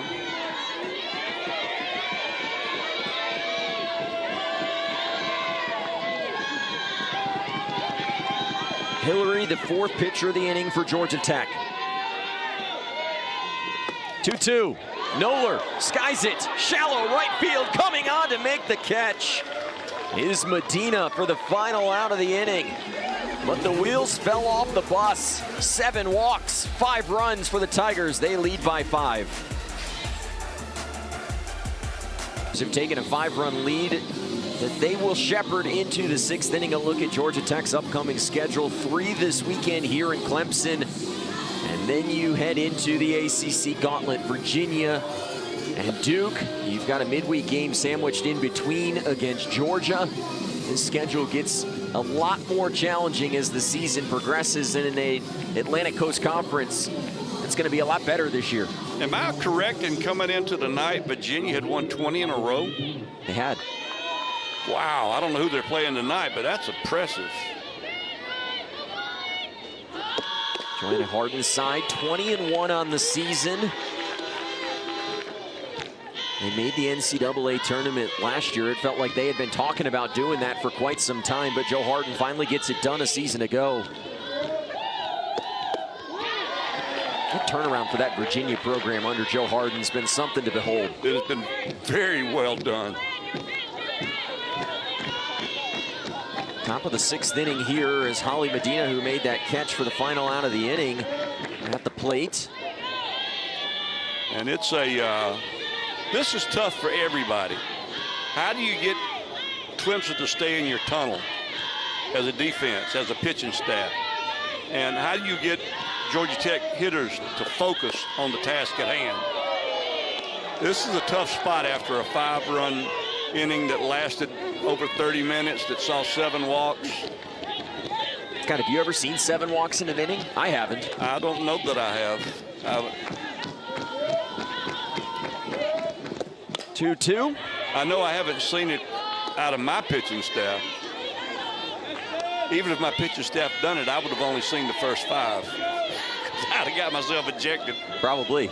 No, Gone to the showers early. Not probably. I'd want to leave. I'd come out and tell the umpire, listen, I love you, but I'm going to throw my hands up in there and you toss me. I got to get out of here. What you failed to say is you probably had a sandwich stashed back in the clubhouse. Either that or if we were on the road to go to sleep on the bus. 2-2 here from the Clemson ace, Sierra Manis. We'd never do that. We'd want to, but we wouldn't do it. There's always a chance, Scott. Full count for Sierra Manis. And Medina putting together a nice at-bat. She transferred over to this Georgia Tech program from Cal after her head coach chose to step away from the game of college softball. Cited personal reasons and a desire to be around family more. That was Chelsea Spencer. Medina actually played at McWhorter Stadium here last year. Scott, that was a game you and I did together. Yes. Cal had a nice year a season ago. And isn't it weird to say that a transfer from Cal went to Georgia Tech and it was in the same conference? That just is so crazy these days, you know, the conferences and the alignments. Welcome to college athletics in the year 2026. Cal and Stanford are in the ACC. John Rittman would have never believed that if you told him that 10 years ago. 3-2, Medina, soft chopper up the middle. And safe on the play is Medina. Does Clemson consider using their second challenge? If that stands, though, it's a hit streak extender for Medina. That single would give her 9 consecutive games with a hit. Boy, up 5 runs, you hate to do that. You hate to call for one. I don't think you can overturn that. I think she was safe. Yeah, I can't. I know Medina thinks she was safe. So that'll be 9 consecutive games now with a hit since February 20th for Holly Medina. Made a nice play in right field to end the previous inning. I'll tell you, if I was John Rittman and his staff, I would keep a close eye here and be sure that Manis, I don't want to say get sloppy, but don't start using too many pitches. She's got a 5-run lead. She needs to be attacking batters. I mean, even as good a hitter as Duffel. Duffel hits 407. That means she makes an out 60% of the time. Scott, you want a nugget? What's that? That was the first leadoff base runner to reach off of Sierra Manis tonight. How about that now? Gave up 3 in that first inning. Speaking of Manis, her defense did not help her out. All 3 of those runs were unearned, but since then it has been the Manis show in the circle for Clemson. 93rd pitch of the night is called a strike. In at the knees at 69. That's throwing it firm. Contrast, Kennesaw State. Clemson was up there hitting against pitching that was coming in there 10 to 12 miles an hour slower. I think we'll give you a pass there. You spent quite a few years at Kennesaw State. Well, the pitcher was from Kennesaw State. That's fair. Got you confused. I'm totally, I'm an old man. Come on. I didn't say it. I was thinking it. Okay. 2-2 for Manis. Grounded right back up the middle. Did she tag second? Yes, she did. A nice play by Kylie Chanel. And that's how the first out of the inning is recorded. Duffel will reach on the fielder's choice. Good ground ball right up the middle. Chanel, that's a pretty nifty play right there. Just sticks the glove out and lays it on the base for the first out. That's huge. You talk about a world of difference. 1 runner on, 1 out, as opposed to 2 runners on and nobody out. And not to throw any shade, but what Chanel has brought at shortstop this year for Clemson has been fantastic defensively. That has become a spot that if a ball's hit to you, you're out. It's stabilizing. I mean, she has stabilized that position perhaps for the first time ever at Clemson. Big swing there from Leshber. I say perhaps, but I just think she has a very, very nice game. I think she was brought here for a reason, and so far defensively, she's doing it. She played for FAU, made an NCAA tournament appearance last year. Owls out of the American Conference. And you know who has benefited from that almost as much as anybody? Collins, the second baseman, because she played some shortstop last year. She's getting to show up every day to play second base now. She knows where she's playing. Manis has it over to first for the second out of the inning. She thought the inning was over. Manning had lost the outs. She lost the outs. She was going in because she was taking it in. So you can laugh about that when you're up 5. In a one-run game, you're not laughing. We'll get a pinch hitter at the plate now for Georgia Tech. This will be Gracie King, the freshman out of Boone, Iowa. One of 2 freshmen this season to see starts for this Georgia Tech team. The other, Maddie Duffel, who currently is at second base as King fouls the first pitch back.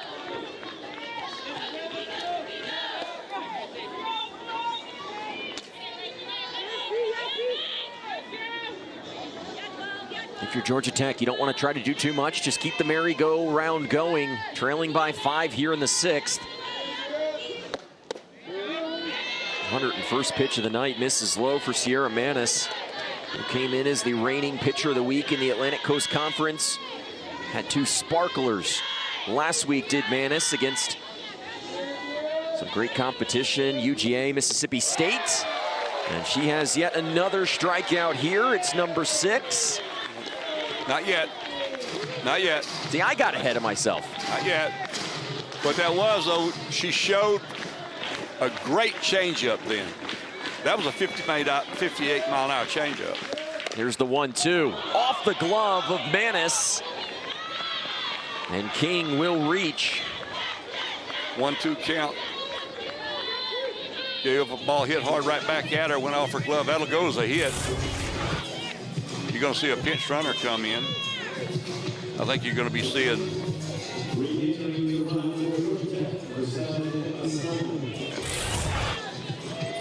you're going to see Emma Simon come in and run. Emma Simon re-entering in this game. She was pinch hit for, now comes in, so Gracie King's night is done. Successful with a single here to extend the inning. 2 outs in the frame. First pitch misses to the 9-hole hitter, Paige Vukadinovic, who's play out in center field looming large. It came early in that inning that Clemson would then go on to record 7 walks and put up a crooked number.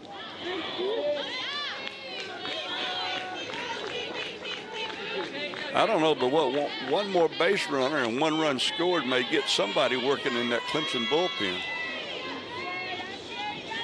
It's a 5-run lead right now.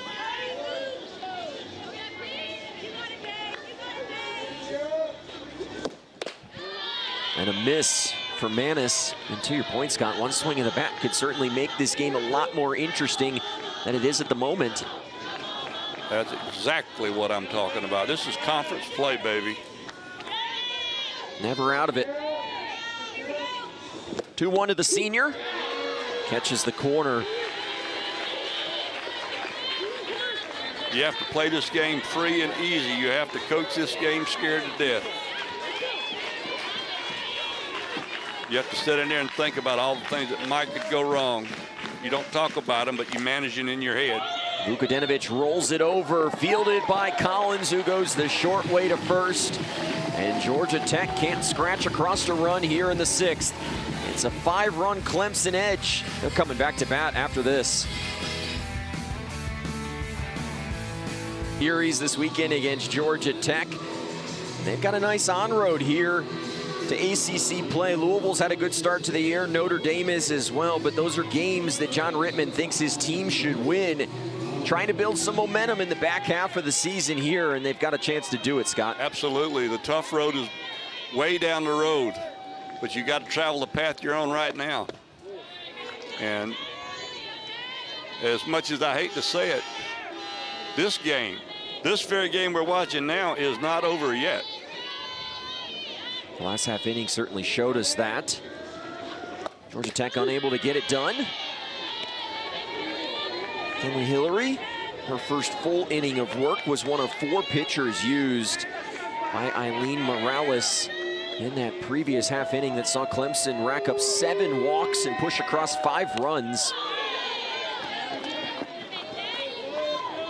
Marion Collins at the plate.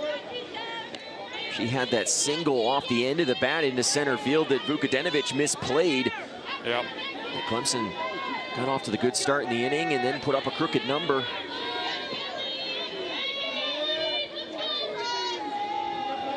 One-two on the way. And Collins, who's been one of Clemson's hottest hitters over their last 7 games, staying alive. Collins put together an impressive freshman season, adding to it here in her sophomore year, and her and Noller continuing to climb the career doubles mark. Well, you feel like Val Cagel's mark's going to stand for at least a little bit while. Well, Valerie Cagle was a truly special player. They don't come along very often. But you see those names, Mackenzie Clark, Maddie Moore.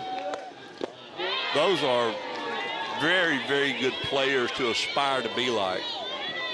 And that's what the first batch of players that came through Clemson did. They set a bar. The foundation was built. Absolutely. They set a bar that Coach Rittman and the coaching staff holds these young people to. And these young people hold themselves to. And I just think it's great. Was in the parking lot earlier today, and you still see Valerie Cagle jerseys around these parts. Oh, yeah. National Player of the Year during her career.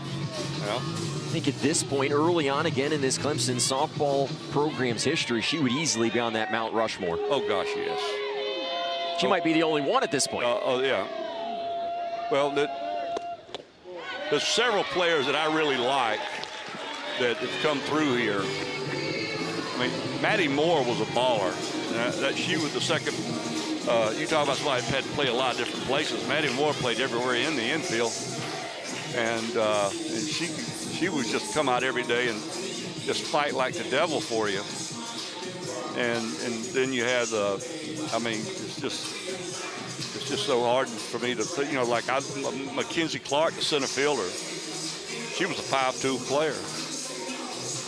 And I mean, and they were here first, you know, and that really means something. Rochelle Lowe to pinch run over at first. Yep.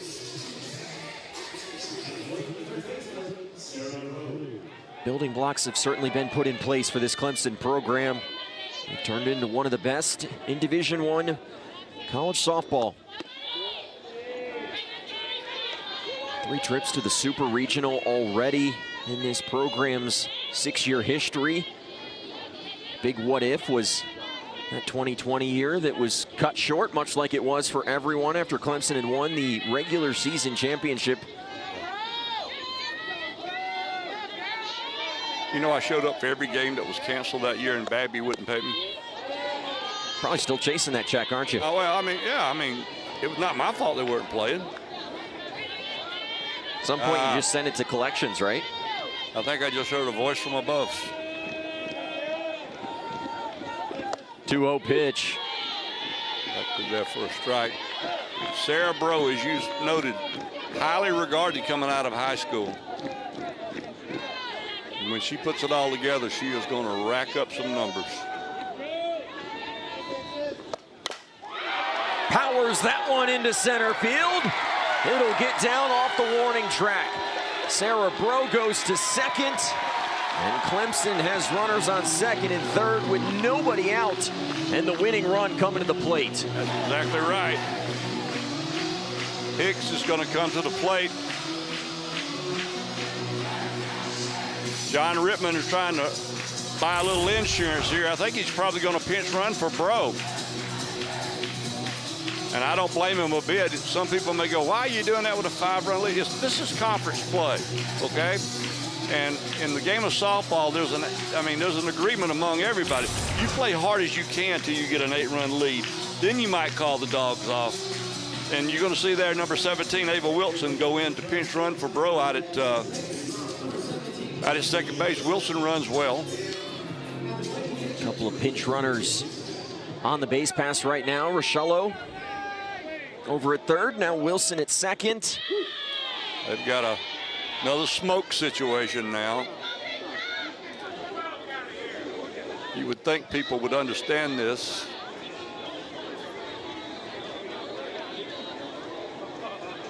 A ton of smoke over right field right now. It's a good camera shot of it. That's what the fielders are staring into. Totally. I love having fun. I love enthusiasm. I love all of those things. But I'm hungry. I don't need these delays. No one wants to get in between a hungry Scott Whitlock in a restaurant. But look at this thing. I mean, it just sitting right there right now. And it's just lingering across. Now the umpires wisely delaying this game for the moment. This will get some memorandums sent around, I can tell you that. Fun's fun, but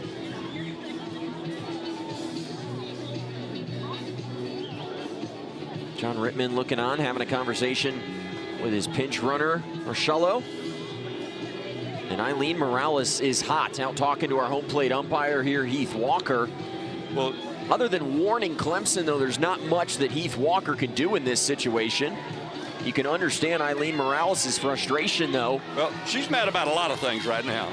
Been a tough night. And the home plate umpire just caught a little bit of it, but she's not mad at the home plate umpire. Smoke is dissipated now as Hicks steps back into the batter's box. Hillary's 0-1.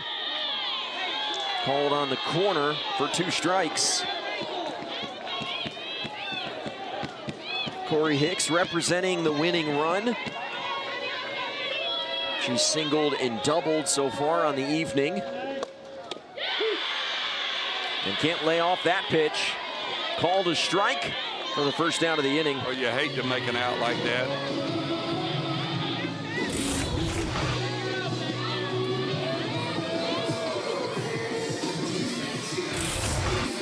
And it looked like they called that pitch. It wasn't on the swing.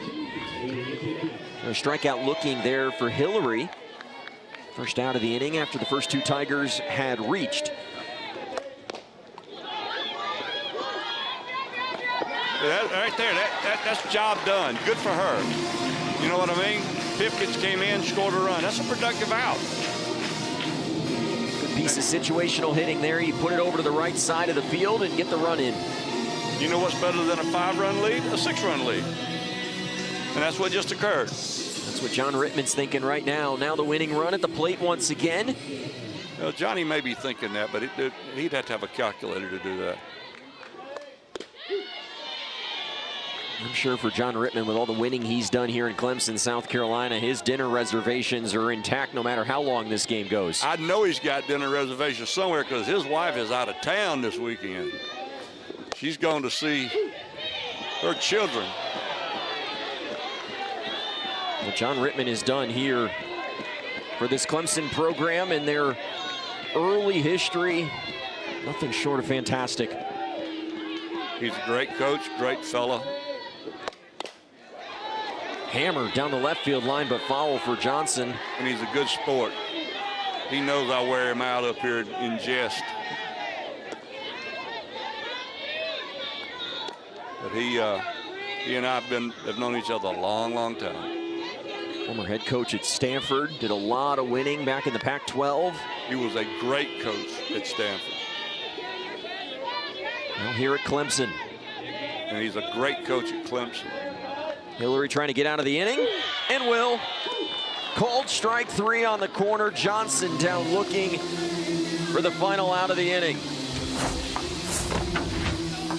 Hillary comes in, a couple of late strikeouts. And let's head to the 7th in Clemson. And there's one thing I know, you can't hit it if you don't swing.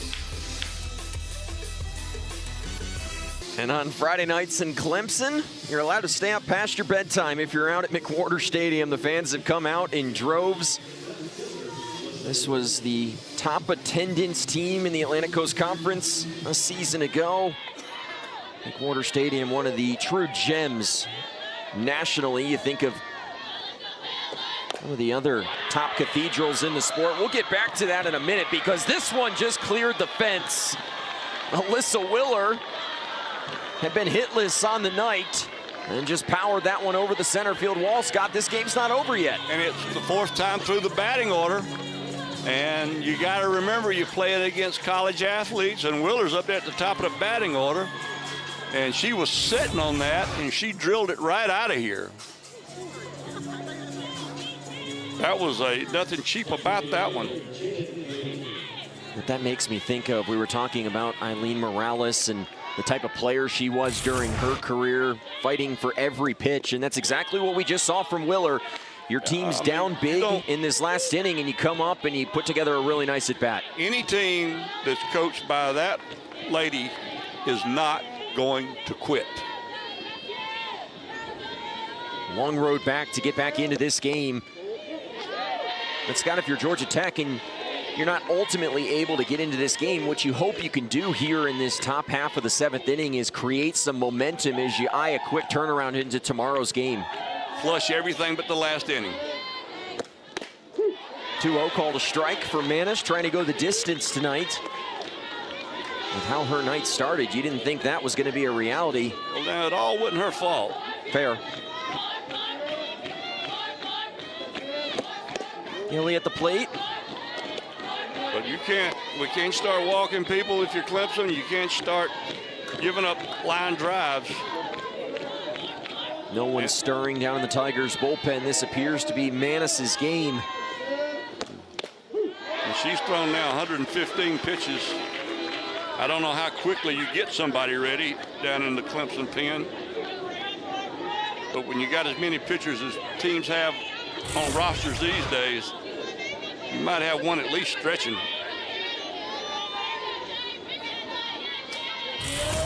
History's taught us that. Payoff pitch, chopped back to Manis, couldn't make the play. That ball in no man's land as Gailey reaches for the 2nd time this evening. And back-to-back hits to begin the 7th, and you might start to see some movement in that Tigers bullpen. I'm not gonna speak or think for anybody, but I know I would. Great effort there for Manis, but you probably should have left that for the first baseman, Pavesi. You've only got to go 7 days ago when a game was seemingly well in hand, and the next thing you knew. I think Tigers fans want to forget that memory, Scott. You just brought it back up. Yeah, but a coach, it's hard for a coach to forget those kind of things. Reagan Wall going to pinch run over at first base for Gailey.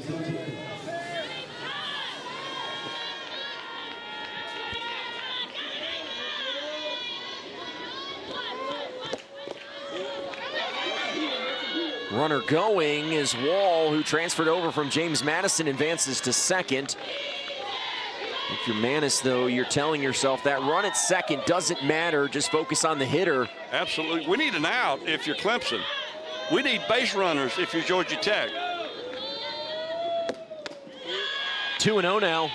And we are starting to see some warming down in that Clemson bullpen.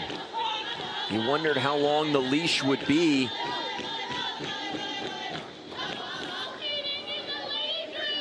And now a circle visit coming, and you do this to allow your reliever to get a couple of extra throws in. That's Kira Crosby, the freshman out of New Caney, Texas. Starting to get warm, although not in much of a hurry yet. No. But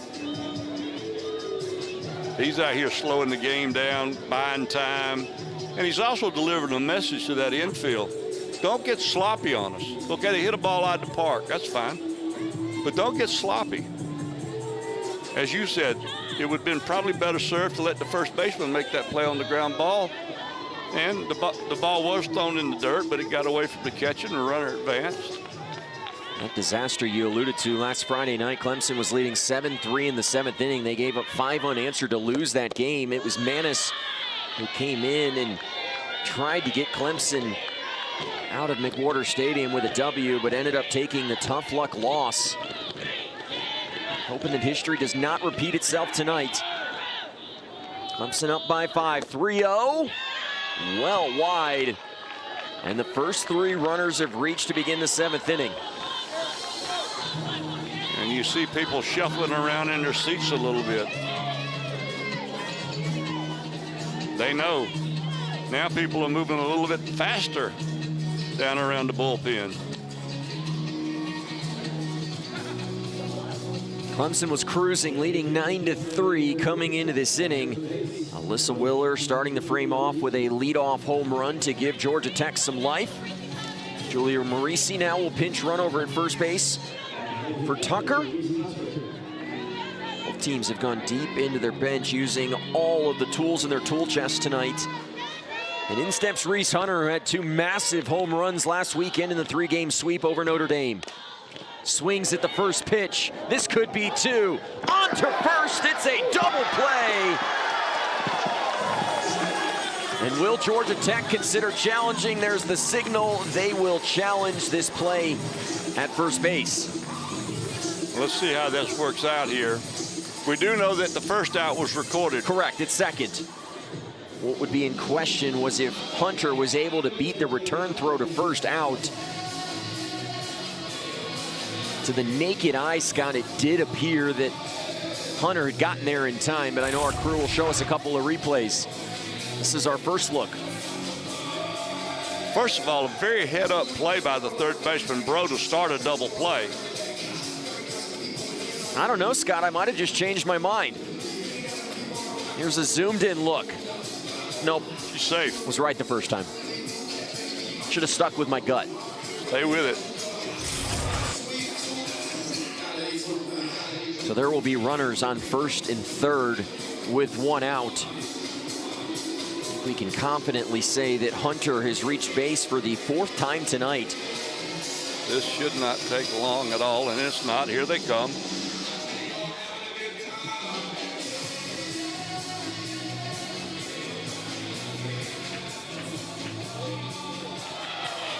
So they overturn it, a successful challenge for Eileen Morales. But again, the lead out was achieved as Bro threw the ball over to College at second base. And I think that's the biggest thing of the at-bat. And more importantly, now the double play still intact as Abby McInnes pinch runs at first.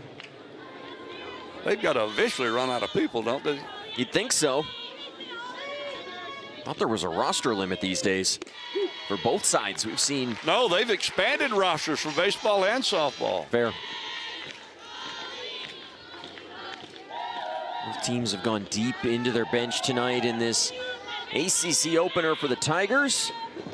Georgia Tech trying to stay undefeated in ACC play after a 3-0 weekend last weekend.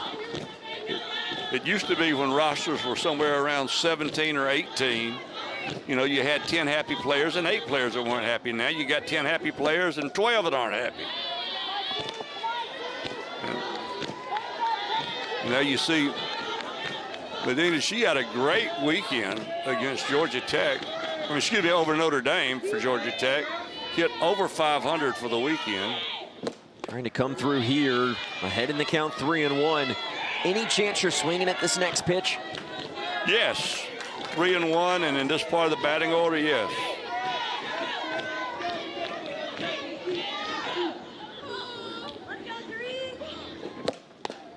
Off the plate, the bases are loaded.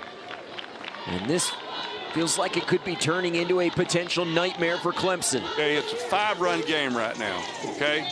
A grand slam cannot take the lead or tie the game. So if you're the pitcher, you need to pitch with that mentality. You've got to throw strikes. Medina over at first. Clemson trying to secure their first ACC win, and they'll get the double play to end it. She hit it hard, but she hit it right to Bro. And that will be that. Clemson pulls a rabbit out of their hat late in this game. John Rittman sweating a little bit over in the dugout, but they hang on, and this could be a huge victory for the Tigers as they head into their conference slate, Scott. Well, I can tell you that it is a huge win for the Tigers. They needed that win, particularly after the Mississippi State loss, the unknown. There was a lot of hype with Georgia Tech coming in here, being 3-0 in the ACC. Georgia Tech is a great team. They're going to be ready to go again tomorrow. The people that come out are the people that you are going to see 2 more very good college softball games this weekend. So a fun start to this first ACC series of the year here in Clemson, South Carolina. The Tigers get it done, 9-4. Handing the Yellow Jackets their first loss in conference play of the year. A fun one tonight for Scott Whitlock, our producer Kurt Sutton, and everyone working so hard behind the scenes. I'm Noah Frary saying so long from Clemson. The Tigers 1-0 in ACC play.